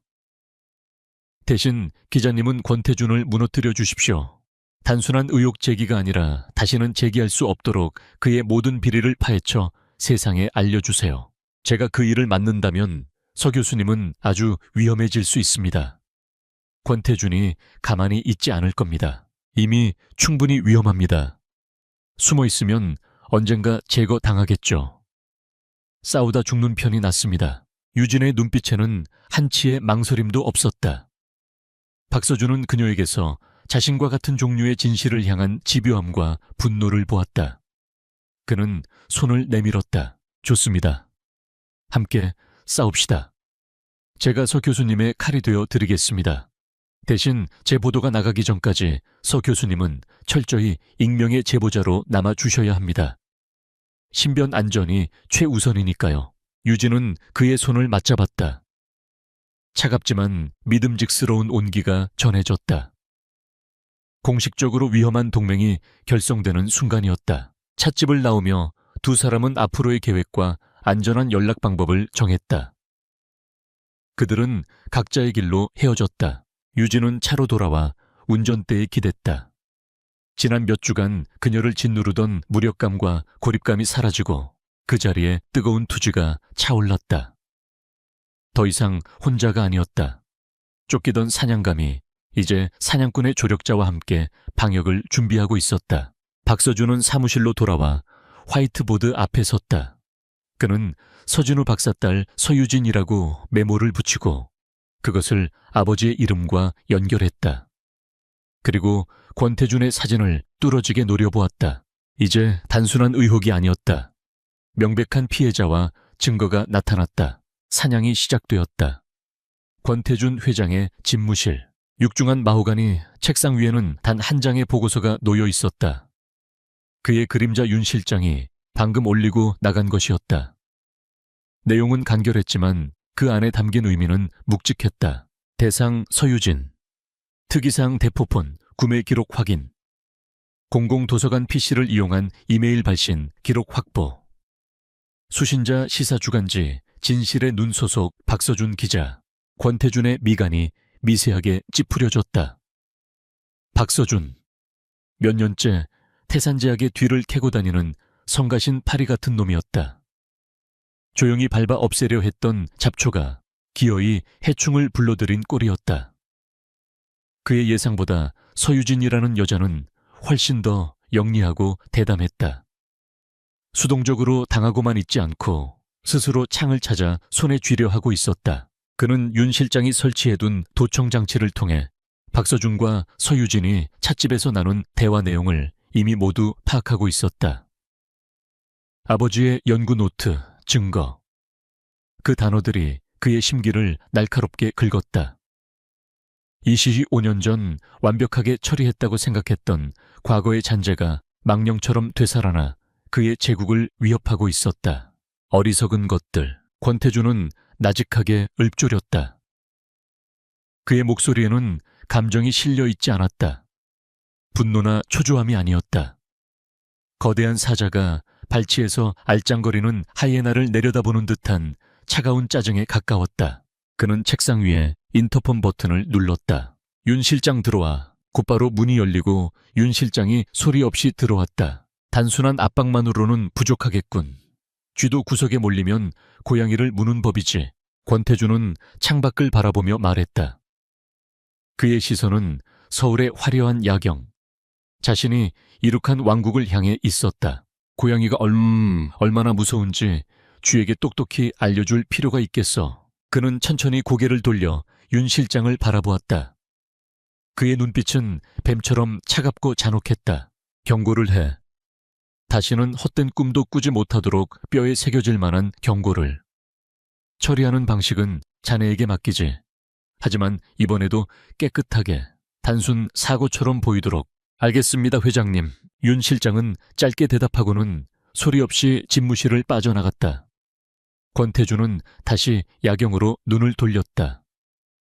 서유진 그리고 박서준.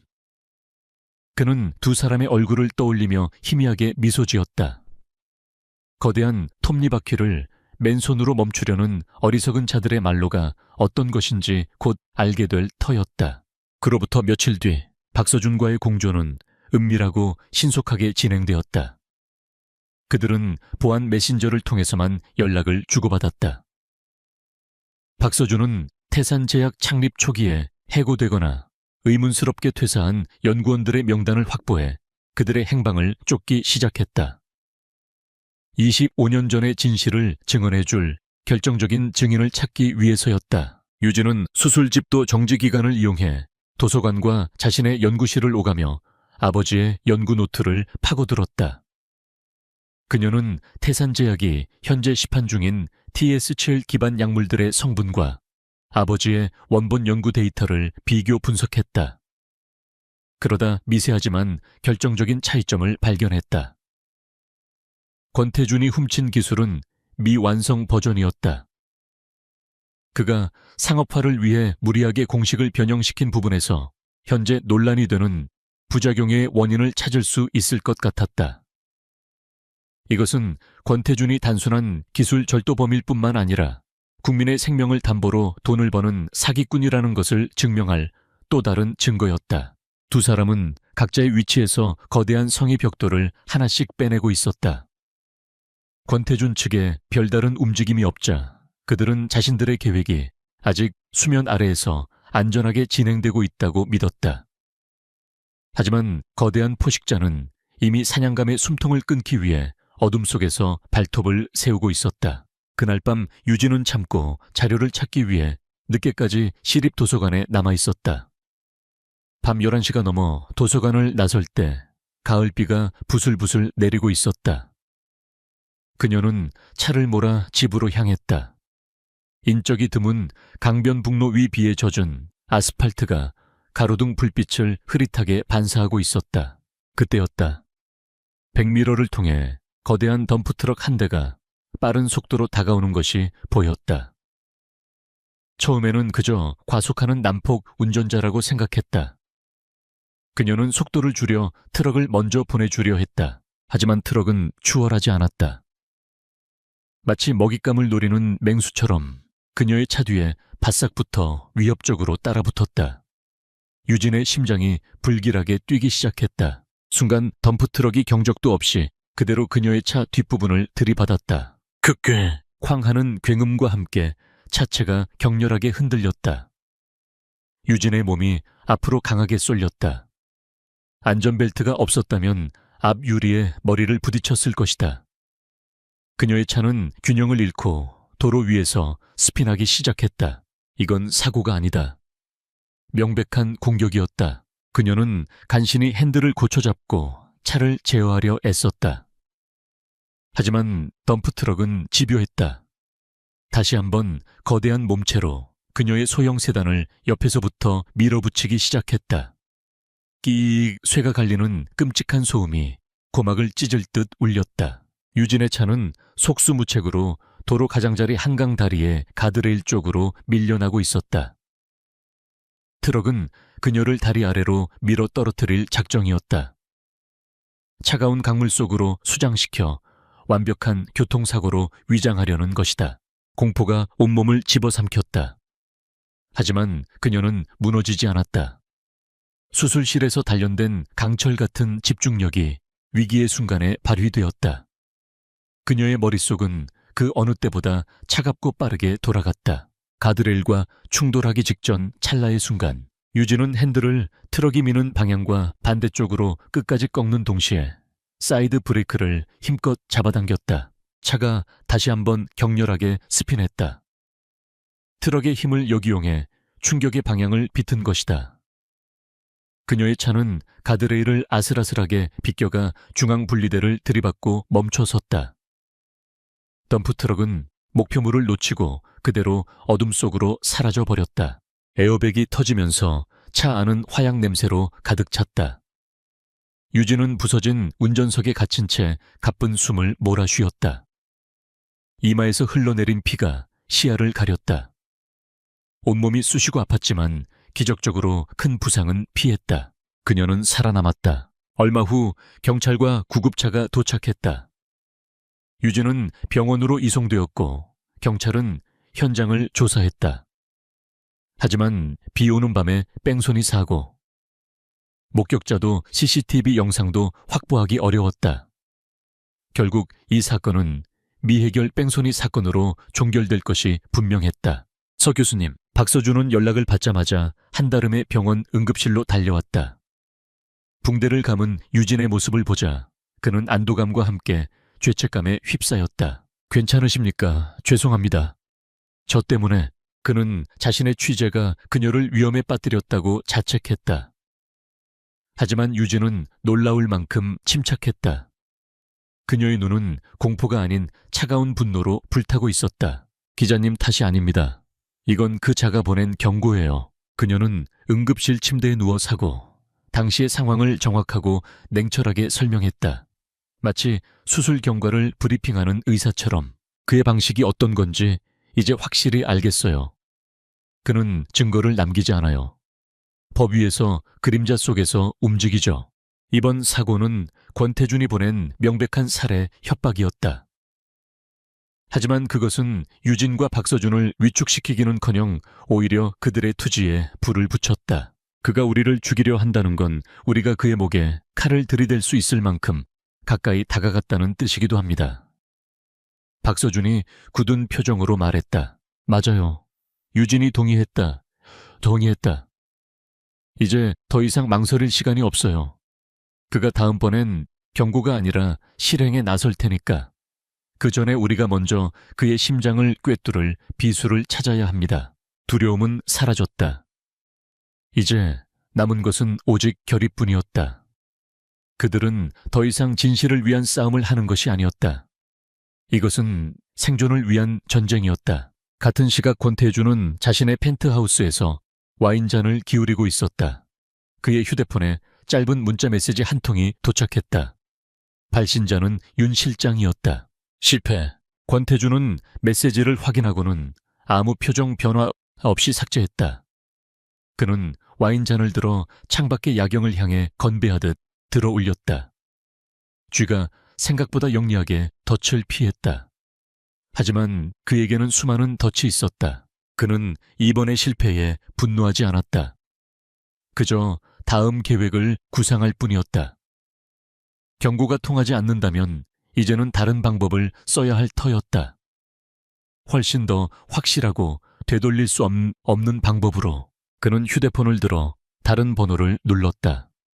이번 상대는 윤 실장이 아니었다.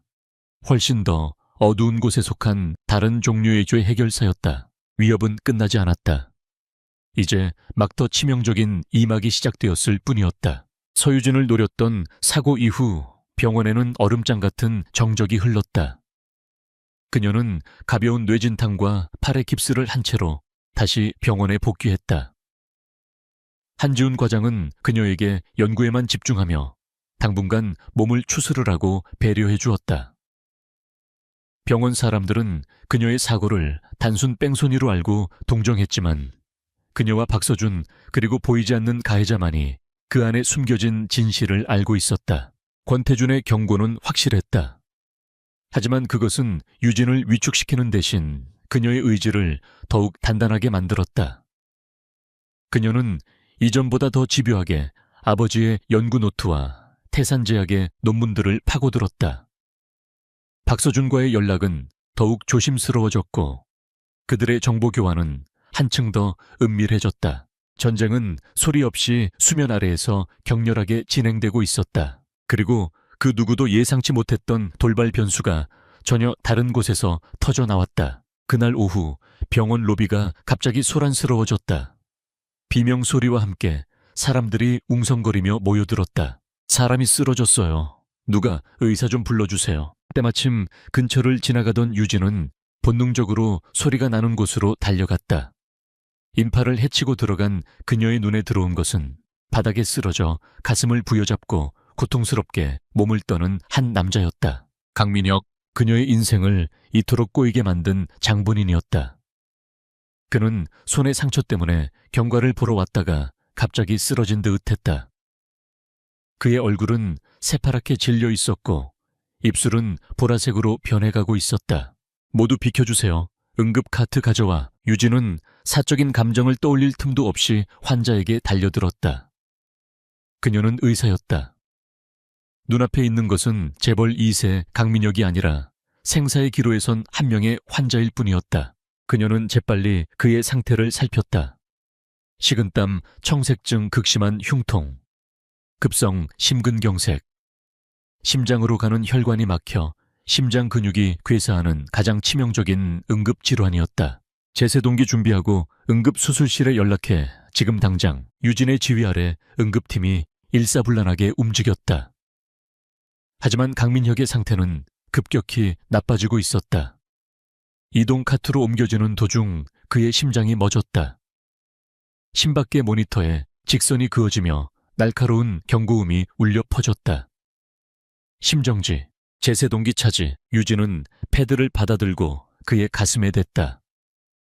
모두 떨어져 쿵 하는 소리와 함께 그의 몸이 허공으로 튀어올랐다. 하지만 모니터의 직선은 변함이 없었다. 다시 쿵다시 한 번의 정의 충격, 여전히 반응이 없었다. 응급실의 모든 사람들의 얼굴에 절망이 드리워졌다. 한성그룹의 유일한 후계자가 이대로 죽는 것인가? 하지만 유진은 포기하지 않았다. 멈추지 마. 계속 CPR 실시해. 아드레날린 투여. 그녀는 수술실로 향하는 내내 흉부 압박을 멈추지 않았다. 그녀의 팔은 부서질 듯 아팠지만 오직 환자를 살려야 한다는 일념뿐이었다. 선우대학병원 심장센터 상황실은 아수라장이었다. 연락을 받은 한성그룹 회장과 임원들이 몰려와 고성을 지르고 있었고 병원장은 사색이 되어 어쩔 줄 몰라 했다. 내 아들 잘못되면 당신들 전부 가만 안 둬. 그때 한지훈 과장이 급하게 상황실로 뛰어 들어왔다. 지금 당장 응급 관상 동맥우 회수를 해야 합니다. 하지만 김성철 교수는 학회 때문에 자리를 비웠고 다른 교수들도 모두 수술 중입니다. 병원장의 얼굴이 하얗게 질렸다. 그럼 어떡하나? 이 병원에 다른 의사는 없단 말인가? 있습니다. 한지훈이 결심한 듯 말했다. 서유진 교수가 있습니다. 지금 이 수술을 해낼 수 있는 사람은 병원 전체를 통틀어서 교수뿐입니다. 서유진 교수. 하지만 그녀는 지금 수술집도 정지 상태가 아닌가? 사람이 죽게 생겼는데 징계가 대수입니까? 모든 책임은 제가 지겠습니다. 지금 당장 서 교수를 수술실로 부르겠습니다. 한지훈은 이사회의 반대를 무릅쓰고 수술실로 향했다. 그는 수술 준비를 하며 강민혁의 상태를 체크하고 있는 유진을 발견했다. 그녀의 깁스는 이미 풀어 헤쳐져 있었다. 서 교수, 내 과장님, 자네. 괜찮겠나? 저 환자가 어떤 환자인지 알지 않나? 한지훈의 눈에는 걱정과 미안함이 뒤섞여 있었다. 자신에게 온갖 수모를 안겨준 원흉의 목숨을 구해야 하는 제자의 심정이 어떨지 그는 감히 짐작할 수 없었다. 유진은 말없이 자신의 손을 내려다보았다. 아주 잠깐의 망설임이 스쳐 지나갔다. 하지만 이내 그녀의 눈빛은 다시 얼음처럼 차가운 외과 의사의 그것으로 돌아왔다. 수술대 위에 누워있는 환자에게는 이름도 배경도 없습니다. 오직 살려야 할 생명만 있을 뿐입니다. 그녀는 뒤를 돌아 수술팀에게 말했다. 수술 시작합니다. 그녀의 목소리에는 한치의 흔들림도 없었다. 의사 서유진이 다시 전장으로 돌아온 순간이었다. 수술은 사투 그 자체였다. 강민혁의 심장 상태는 예상보다 훨씬 더 심각했다. 방탕한 생활과 약물 남용으로 그의 혈관은 나이에 맞지 않게 망가져 있었다. 수술 도중에도 몇 번이나 위험한 고비가 찾아왔다. 혈압이 급격히 떨어지고 심장이 다시 멎기도 했다. 하지만 유진은 신들린 듯 움직였다. 막힌 혈관을 대신할 새로운 혈관을 정교하게 연결하고 괴사 직전의 심장 근육에 다시 피를 돌게 했다. 그녀의 손끝에서 생명의 기적이 만들어지고 있었다. 수술실의 모든 스태프들은 숨을 죽인 채 그녀의 손놀림 하나하나에 집중했다. 신의 손이라는 별명이 결코 과장이 아님을 그들은 다시 한번 온몸으로 느끼고 있었다. 길고 긴 사투 끝에 마침내 마지막 봉합이 끝났다. 강민혁의 심장이 다시 힘차게 뛰기 시작했다. 강민혁은 중환자실에서 의식을 되찾았다. 희미한 시야 속으로 아버지의 걱정스러운 얼굴이 들어왔다. 미녀가 정신이 드는 개냐. 아버지, 제가 어떻게 된 겁니까? 목소리가 제대로 나오지 않았다. 온몸이 청은망은 무거웠다. 한성그룹 회장은 눈물을 글썽이며 그날의 상황을 설명해 주었다. 갑자기 쓰러진 것, 심장이 멎었던 것, 그리고 모두가 포기하려던 순간 한 의사가 끝까지 자신을 포기하지 않고 살려냈다는 것까지. 그 의사가 누굽니까? 자네가 그토록 무시하고 해고하라고 난동을 부렸던 서유진 교수다. 강민혁의 머릿속이 망치로 맞은 듯 멍해졌다. 서유진. 차갑고 오만해 보였던 그 여자 의사. 자신이 온갖 갑질과 진상을 부렸던 바로 그 사람이 자신의 목숨을 구했다. 죽음의 문턱에서 자신을 끌어올린 것이 돈도 권력도 아닌 자신이 그토록 경멸했던 한 의사의 사명감과 실력이었다는 사실은 그의 인생 전체를 뒤흔드는 거대한 충격이었다. 그는 처음으로 부끄러움이라는 감정을 느꼈다. 며칠 후 일반 병실로 옮겨진 강민혁은 몰라보게 달라져 있었다. 늘 달고 살던 오만함과 신경질적인 태도는 사라지고 창밖을 보며 깊은 생각에 잠겨있는 시간이 많아졌다. 그때 병실 문이 열리고 서유진이 들어왔다. 수술 후 환자의 경과를 살피러 온 것이었다.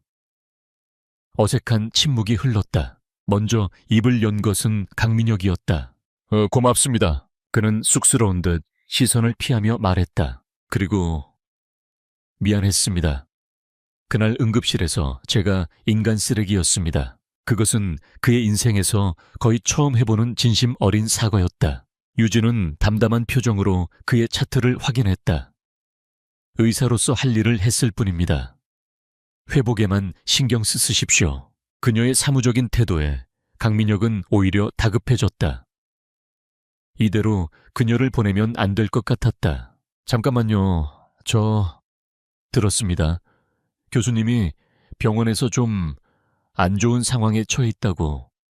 그게 저 때문이라는 것도요. 그는 의식을 되찾은 후 비서와 병원장을 닥달해 그간의 사정을 모두 알아냈던 것이다. 유진의 수술 배제, 의료 과실 누명, 그리고 최근의 교통사고까지. 유진은 아무 대답도 하지 않았다. 강민혁은 그녀의 침묵을 긍정으로 받아들였다. 그는 그날 응급실에서 자신을 보고 얼어붙었던 권태준 회장의 얼굴을 떠올렸다. 모든 사건의 배후에 그가 있다는 것을 직감했다. 제가 목숨을 빗지었습니다. 저는 쓰레기일지는 몰라도 은혜를 원수로 갚는 놈은 아닙니다. 대체 무슨 일입니까? 누가 교수님을 괴롭히는 겁니까 혹시? 태산제약 권태준 회장입니까? 그의 날카로운 질문에 유진의 눈이 순간 흔들렸다. 그녀는 여전히 그를 완전히 믿을 수 없었지만 그의 눈빛에서 이전에는 볼 수 없었던 진지함을 읽을 수 있었다. 강민혁은 그녀의 표정을 보고 확신했다. 아무 말 안 하셔도 됩니다. 제가 직접 알아보겠습니다. 그는 침대 옆에 전화기를 들었다. 그리고 그의 목소리는 더 이상 철없는 재벌 2세의 것이 아니었다. 한성그룹의 상무 냉철하고 예리한 경영인의 목소리였다. 김 비서, 지금부터 내 말 잘 들어. 선우대학병원과 태산제약 사이의 모든 커넥션을 조사해. 특히 서유진 교수에게 가해지고 있는 모든 외압에 대해 샅샅이 파헤쳐. 우리 그룹의 모든 정보력을 동원해서라도 배후를 알아내. 전화를 끊은 그는 유진을 바라보았다. 이제부터 서유진 교수를 건드리는 놈은 우리 한성그룹을 건드리는 걸로 알겠습니다. 죽음의 문턱에서 돌아온 철부지 도련님은 그렇게 예측 불가능한 그러나 누구보다 강력한 아군이 되어 돌아왔다. 전장의 판도가 다시 한번 크게 요동치고 있었다. 강민혁의 합류는 천군만마와도 같았다.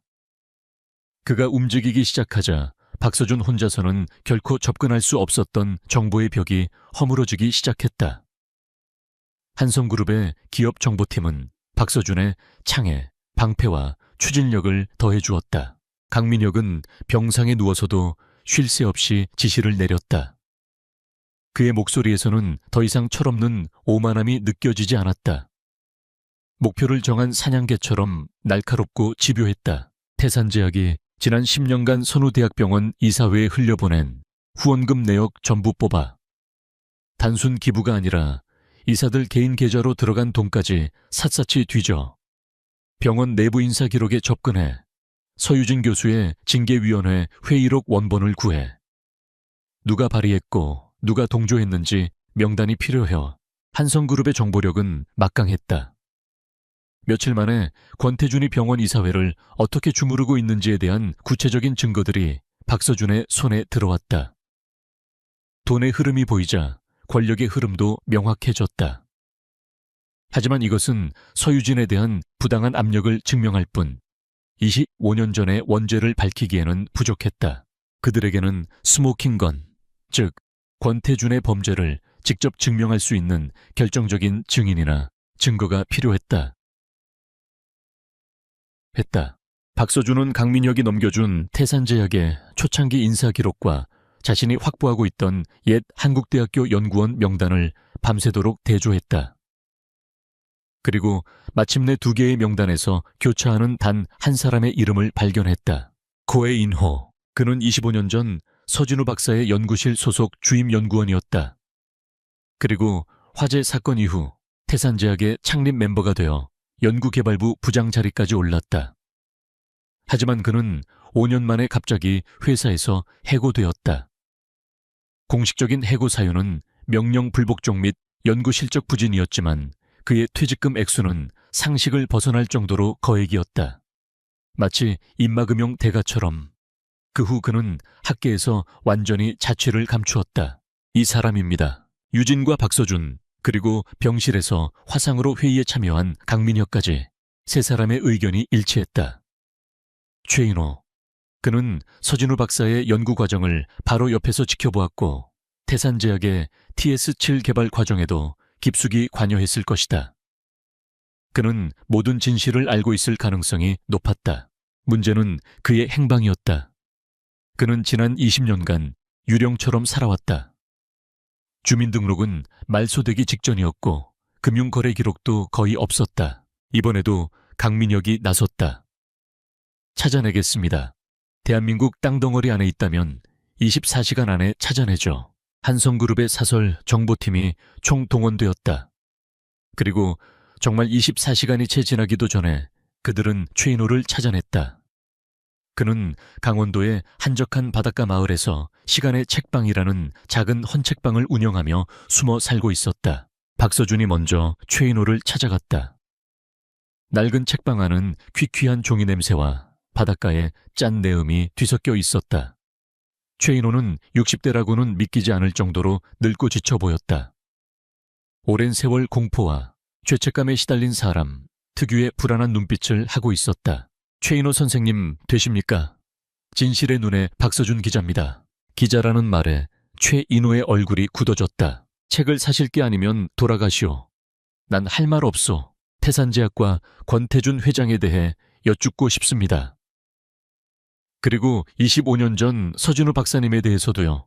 서진우라는 이름이 나오자 최인호의 동공이 격렬하게 흔들렸다. 그는 금방이라도 쓰러질 것처럼 창백해졌다. 모로나는 아무것도 모르는 사람이요. 당장 나가. 그는 거의 비명을 지르며 박서준을 문 밖으로 밀어냈다. 그의 손은 공포로 사시나무처럼 떨리고 있었다. 20년이라는 세월도 권태준이 심어놓은 공포를 지우지 못한 것이다. 박서준은 쫓겨났지만 포기하지 않았다. 그는 최인호의 반응을 통해 자신의 추측이 맞았다는 것을 확신했다. 그는 책방이 보이는 맞은편 찻집에 자리를 잡고 유진에게 연락했다. 실패했습니다. 공포가 상상 이상입니다. 보통 방법으로는 입을 열게 할 수 없겠습니다. 수화기 너머로 유진의 침착한 목소리가 들려왔다. 제가 가보겠습니다. 위험합니다, 서 교수님.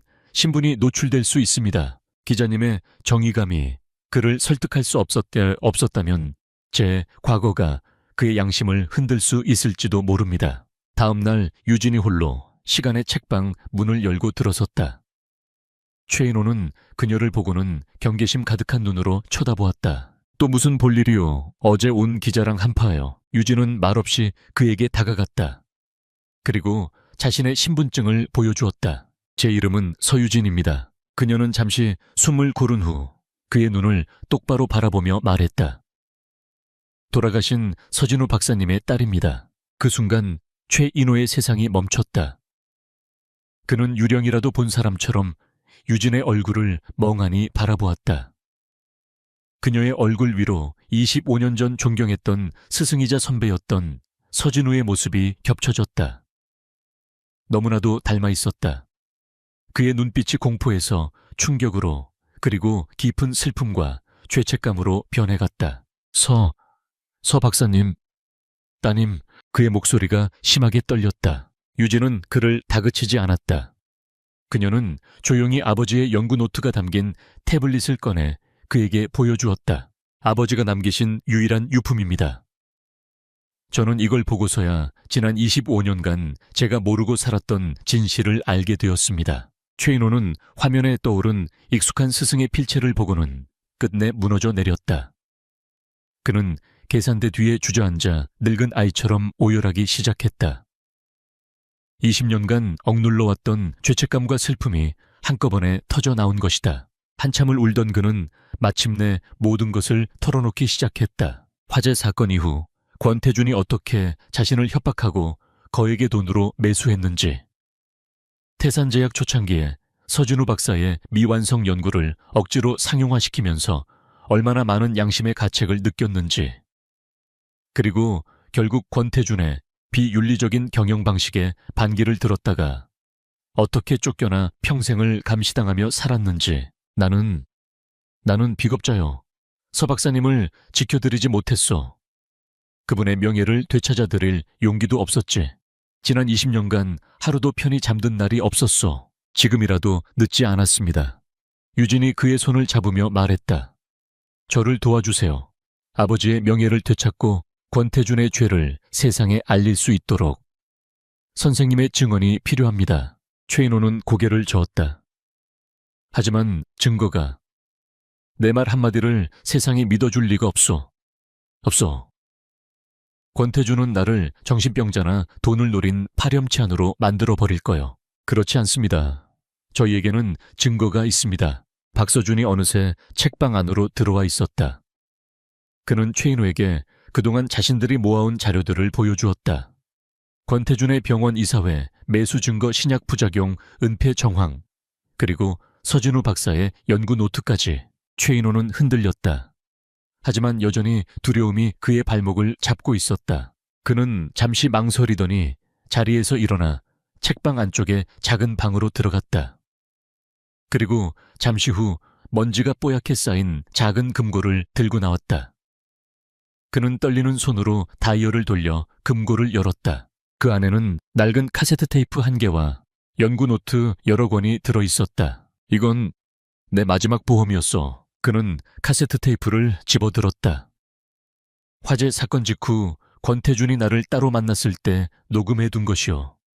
혹시라도 그가 나를 해칠까봐 몰래 녹음했지. 이 안에는 그가 서 박사님의 연구 데이터를 훔쳤다는 것을 스스로 인정하고 사고에 대해 입을 다물라고 협박하는 내용이 담겨 있어. 유진과 박서준은 숨을 멈췄다. 이것이야말로 그들이 찾던 결정적인 스모킹 건이었다. 최인호는 이어서 낡은 연구 노트들을 꺼냈다. 그리고 이건 서 박사님께서 돌아가시기 전에 나에게 개인적으로 검토를 부탁했던 TS7 연구의 기초 단계 노트들이요. 이 노트들의 작성 시점은 화재 사건보다 훨씬 이전이요. 이것만 있으면 TS7의 진짜 주인이 누구인지 완벽하게 증명할 수 있을 거요. 그는 마침내 결심한 듯 테이프와 노트들을 두 사람에게 내밀었다. 나는 평생을 비겁자로 살았어. 하지만 내 마지막은 서 박사님께 떳떳한 후배 연구원으로 남고 싶소. 내가 법정에서 모든 것을 증언하겠소. 이걸 가지고 그 악마를 단죄해 주시오. 그의 눈에는 더 이상 공포가 아닌 굳은 결의가 서려 있었다. 유진과 박서준은 무거운 증거물들을 챙겨 바닷가 마을을 떠났다. 차 안에는 무거운 침묵이 흘렀다.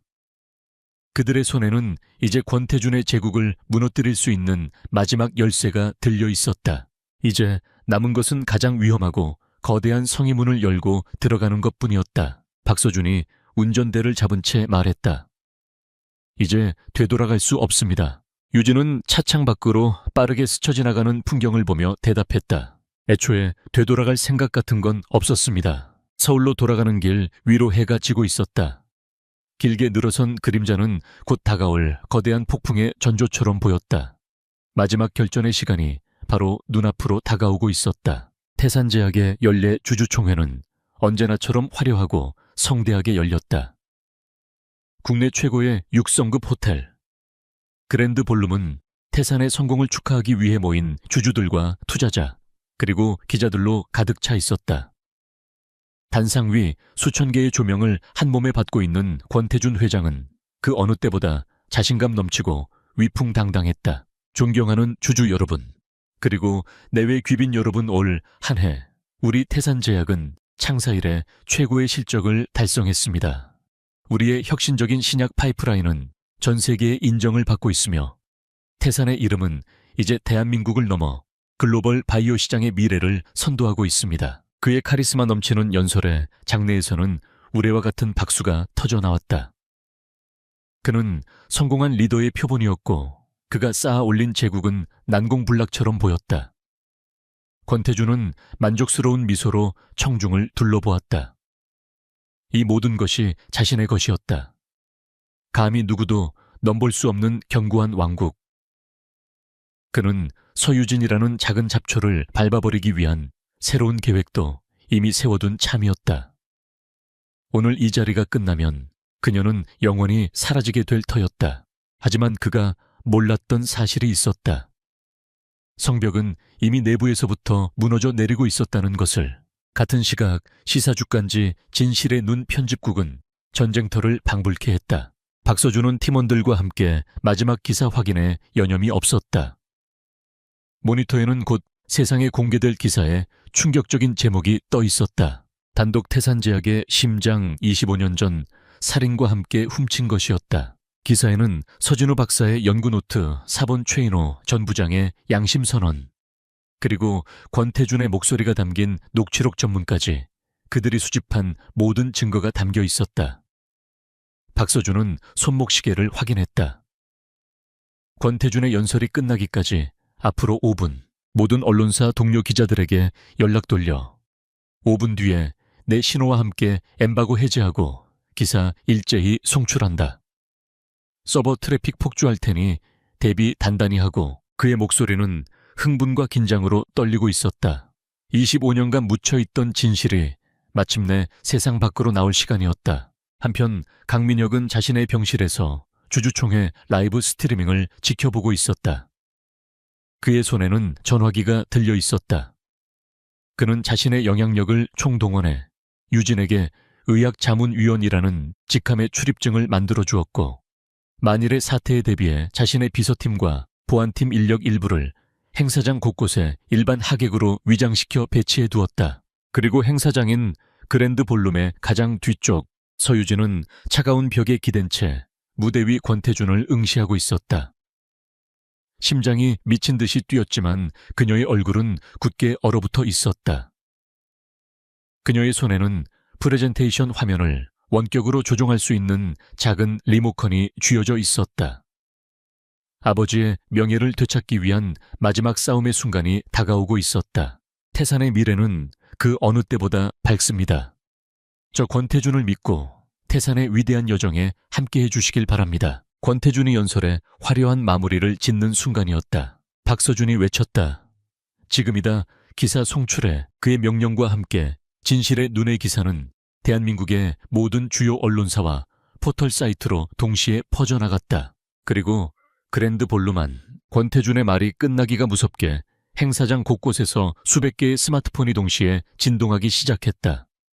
기자들과 주주들의 얼굴에 떠오른 충격적인 기사 헤드라인. 장내는 순식간에 술렁거리기 시작했다. 웅성거림은 파도처럼 번져나갔다. 권태준은 처음에는 이 돌발 상황에 불쾌한 표정을 지었다. 하지만 청중들의 얼굴에 떠오른 경악과 불신의 표정을 본 순간 그의 심장이 차갑게 내려앉았다. 그가 상황을 파악하기도 전에 갑자기 행사장 전체의 조명이 어두워졌다. 그리고 그의 등 뒤에서 태산제약의 빛나는 실적을 보여주던 거대한 스크린이 지지직거리는 소음과 함께 다른 화면으로 바뀌었다. 그 미래는 권태준 회장, 어디선가 날카롭고 차가운 여성의 목소리가 스피커를 통해 울려 퍼졌다. 거짓과 도둑질, 그리고 죽음의 토대 위에 세워진 것입니다. 중앙통로에 스포트라이트가 비쳤다. 그리고 그 빛 속으로 서유진이 천천히 하지만 단호한 걸음으로 걸어 들어오고 있었다. 장내의 모든 시선이 그녀에게 쏠렸다. 사람들은 숨을 죽였다. 유진은 무대 앞으로 걸어 나와 공포에 질려 굳어버린 권태준을 정면으로 마주했다.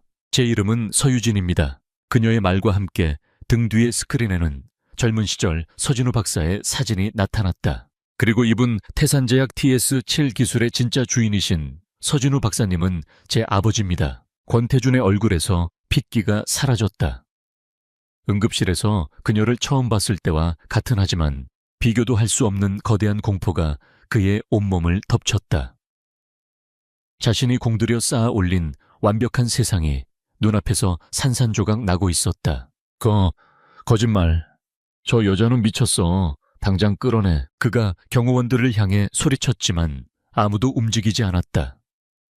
강민혁이 심어둔 보안팀이 이미 그들을 제압한 후였다. 유진은 그의 발악을 무시하고 자신이 준비한 진실을 프레젠테이션하기 시작했다. 첫 번째 화면. 아버지의 연구 노트 원본들이 스캔된 이미지로 나타났다. 노트에 적힌 연구 날짜는 태산제약이 설립되기도 전이었다. 두 번째 화면. 아버지의 원본 화학식과 현재 태산제약의 약물 화학식이 나란히 비교되었다. 유진은 의학 전문가로서 태산이 상업화를 위해 무리하게 변경한 부분이 최근 논란이 된 신약 부작용의 원인과 정확히 일치한다는 것을 냉철하게 설명했다. 그리고 마지막 결정타. 그리고 여기 권태준 회장께서 직접 진실을 말해주는 증거가 있습니다. 지지직거리는 잡음과 함께 낡은 카세트 테이프에서 나온 목소리가 그랜드 볼룸 전체에 울려 퍼졌다. 조회, 부장 쓸데없는 생각하지 마. 서진우 그 친구 일은 안타까운 사고였을 뿐이야. 그 친구의 위대한 연구는 나 같은 사업가를 만나야 빛을 보는 거라고. 자네도 내 배를 탔으면 조용히 따라와. 괜히 긁어 부스럼 만들지 말고. 15년 전 젊은 권태준의 오만하고 잔혹한 목소리. 그 자신의 목소리가 그의 과거를 심판하는 사형 집행인이 되었다. 아, 멈춰. 당장 저것 꺼. 권태준은 이성을 잃고 비명을 질렀다. 그의 발악은 오히려 모든 것이 진실임을 증명하는 것과 같았다. 바로 그 순간 그랜드 볼룸의 모든 문이 활짝 열리며 박서준의 제보를 받고 출동한 검찰 수사관들이 들이닥쳤다. 주주들은 고성을 지르며 권태준에게 해명을 요구했고 기자들의 카메라 플래시는 마치 폭풍처럼 터져나왔다. 사면초가 완벽한 함정이었다. 자신이 끝났다는 것을 직감한 권태준의 눈빛이 순식간에 광기로 번들거렸다. 그는 단상 위에 마이크를 움켜쥐었다. 그것이 그의 마지막 발악이었다. 그는 용서를 구하지 않았다. 대신 추악한 본성을 세상에 드러냈다. 그래, 내가 가졌다. 그래서 서진우 그놈은 세상을 모르는 멍청한 이상주의자였어. 그 위대한 기술을 연구실에서 썩힐 셈이었다고. 그걸 내가 이 권태준이 세상 밖으로 꺼내 제국을 건설했다. 수만 명의 일자리를 만들고 그 약으로 수많은 사람들을 살렸어. 그놈이 한 게 뭐가 있는데 내가 그 연구에 의미를 부여한 거라고. 내가 바로 태산이다. 당신들 전부 나 때문에 부자가 된 거 아니냔 말이다. 그의 궤변과 광기 어린 자기 합리화는 생방송과 기자들의 카메라를 통해 대한민국 전역으로 퍼져나갔다. 그는 스스로 자신의 죄를 인정하고 자신을 파멸시켜버렸다. 그는 자신의 오만함이 만들어낸 불길 속으로 스스로 뛰어들어 죄가 되었다. 수사관들이 미친 듯이 소리치는 권태준에게 다가가 수갑을 채웠다.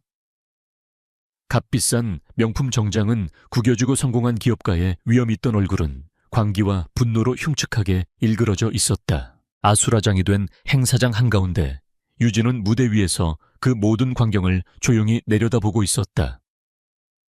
카메라 플래시와 사람들의 고함 소리 속에서 그녀는 자신의 가족을 파멸시킨 남자의 비참한 종말을 지켜보았다. 그녀의 표정에는 승리감이나 기쁨은 없었다. 깊은 슬픔과 안도감, 그리고 모든 것이 끝났다는 허탈함이 뒤섞인 복잡한 감정만이 남아있었다. 25년이라는 긴 세월을 돌고 돌아 마침내 정의가 폭풍처럼 그를 덮쳤다. 주주총회에 폭풍이 지나간 후 대한민국은 태산 게이트로 발칵 뒤집혔다.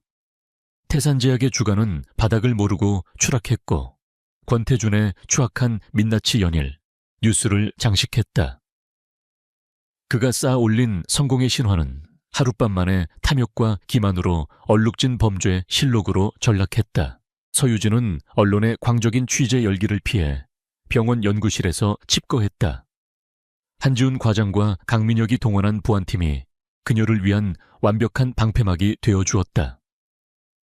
한때 그녀를 핍박했던 병원 이사회는 권태준에게 뇌물을 받은 혐의로 검찰 조사를 받느라 정신이 없었다. 병원 내에서 그녀를 향했던 모든 부당한 압력은 눈 녹듯이 사라졌다. 시간이 흘렀다. 계절이 바뀌고 세상의 소음도 조금씩 잦아들었다. 그리고 마침내 심판의 시간이 왔다. 권태준의 재판은 세기의 재판으로 불렸다. 그는 법정에서도 자신의 죄를 뉘우치기는커녕 대한민국 경제 발전에 이바지한 자신의 업적을 내세우며 궤변을 늘어놓았다. 하지만 그가 마주해야 했던 증거들은 너무나도 명백했다.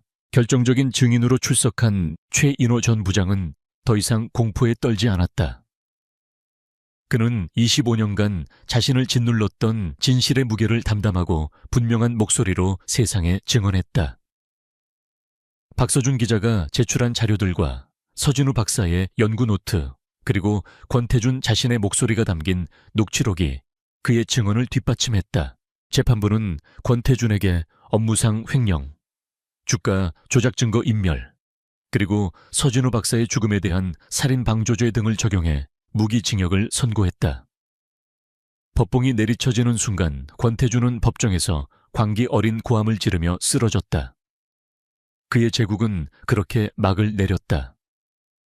태산제약은 전문 경영인 체제로 전환되었고 과거의 오점을 지우기 위한 기나긴 구조조정에 들어갔다.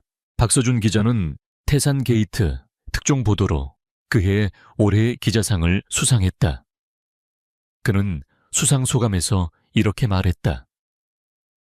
이 상은 진실을 위해 자신의 모든 것을 걸었던 이름 없는 제보자에게 바칩니다. 그는 이후 태산제약의 불법 임상시험 피해자들을 위한 집단 소송을 돕는 등 끝까지 자신의 신념을 지키는 기자로 남았다. 강민혁은 완전히 다른 사람이 되었다. 그는 퇴원 후 가장 먼저 선호대학병원 전 직원이 보는 앞에서 서유진에게 공식적으로 사과하고 병원 발전을 위해 거액의 기부금을 내놓았다. 이후 한성그룹의 경영에 복귀한 그는 과거의 방탕한 재벌 2세가 아닌 냉철하고 책임감 있는 경영인으로 성장했다. 그는 죽음의 문턱에서 배운 삶의 무게를 잊지 않았다. 그와 유진은 가끔 안부를 묻는 서로를 존중하는 친구 사이로 남았다. 아버지 서진우 박사의 명예는 25년 만에 완벽하게 회복되었다. 학계에서는 그의 업적을 재조명했고 정부는 그에게 대한민국 최고 과학기술 훈장을 추서했다. 한성그룹의 후원으로 선호대학병원에는 서진우 심혈관 연구센터가 설립되었고 초대 센터장은 한지훈 과장이 맡게 되었다. 모든 것이 제자리를 찾은 어느 가을날 유진과 박서준 그리고 강민혁은 조용한 한정식집에서 오랜만에 자리를 함께했다. 길고 길었던 전쟁을 함께 치른 동지들의 조촐한 축하였다. 강민혁이 먼저 유진에게 술잔을 건넸다. 서 교수님, 다시 한번 감사드립니다. 제 목숨뿐만 아니라 제 인생을 구해주셨습니다. 박서준도 잔을 들었다. 서 교수님의 용기가 없었다면 진실은 영원히 묻혔을 겁니다. 함께 싸울 수 있어서 영광이었습니다. 유진은 희미하게 미소 지으며 그들의 잔을 받았다. 두 분이 없었다면 저 혼자서는 아무것도 할 수 없었을 겁니다. 저는 그저 아버지의 명예를 되찾고 싶었을 뿐인데 그 길 위에서 잃어버렸던 제 자신을 찾은 것 같습니다. 그녀는 더 이상 과거가 없는 사람이 아니었다. 아버지의 명예와 사랑을 가슴에 품고 자신의 힘으로 운명을 개척해낸 온전한 서유진이었다. 폭풍이 지나간 후 서유진의 인생에도 새로운 길이 열렸다. 병원에서는 그녀의 모든 징계를 철회하고 공식적으로 사과했다. 새로 설립된 서준우 연구센터의 부센터장직을 비롯해 국내외 유수의 병원에서 파격적인 조건의 스카우트 제의가 쏟아졌다. 하지만 그녀는 모든 제안을 정중히 거절했다. 그녀가 있을 곳은 화려한 명패가 달린 센터장실이 아니었다. 그녀의 심장을 뛰게 하는 곳은 오직 삶과 죽음의 경계가 가장 치열하게 맞닿아 있는 수술실뿐이었다. 아버지의 명예를 가장 자랑스럽게 기리는 방법은 아버지처럼 위대한 연구자가 되는 것이 아니라 아버지가 그토록 살리고자 했던 생명을 자신의 손으로 지켜내는 것이라고 그녀는 믿었다. 다시 일상으로 돌아왔다. 그녀는 다시 푸른 수술복을 입고 병원 복도를 걸었다. 그녀를 향한 동료들의 시선에는 이제 단순한 경외감을 넘어 인간에 대한 깊은 존경심이 담겨 있었다. 신의 손이라는 별명은 여전했지만 그 별명을 부르는 사람들의 목소리에는 이전과 다른 따뜻한 온기가 실려 있었다. 그리고 마침내 모든 것이 시작되었던 그곳으로 그녀가 돌아왔다. 이른 새벽 동쪽 하늘이 희미하게 밝아오고 있었다.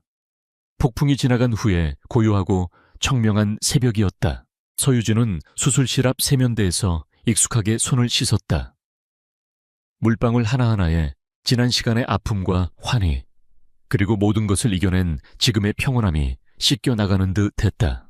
한때 그녀의 상징과도 같아졌던 얼음장 같은 냉정함은 사라지고 그 자리에는 깊고 따뜻한 연륜과 생명에 대한 경건함이 자리 잡고 있었다. 그녀는 과거의 망령과 싸워 이겼고 비로소 영혼의 평화를 찾았다. 수술실 문이 열렸다. 안에서는 그녀를 기다리는 새로운 생명이 있었다. 삐삐삐. 규칙적인 심박계의 전자음이 고요한 수술실을 채웠다. 그녀는 익숙하게 무영등 아래 수술대 앞에 섰다. 한때는 복수를 위해 쥐었던 그 손. 이제 그 손은 다시 생명을 구하는 신성한 도구로 돌아왔다. 그녀는 수술대 위의 환자를, 그리고 자신의 손을 차례로 내려다보았다. 그리고 조용히 하지만 그 어느 때보다 단단한 목소리로 입을 열었다. 그녀의 첫 시작과 같은, 그리고 그녀의 영원한 사명이 될 한마디였다. 메수,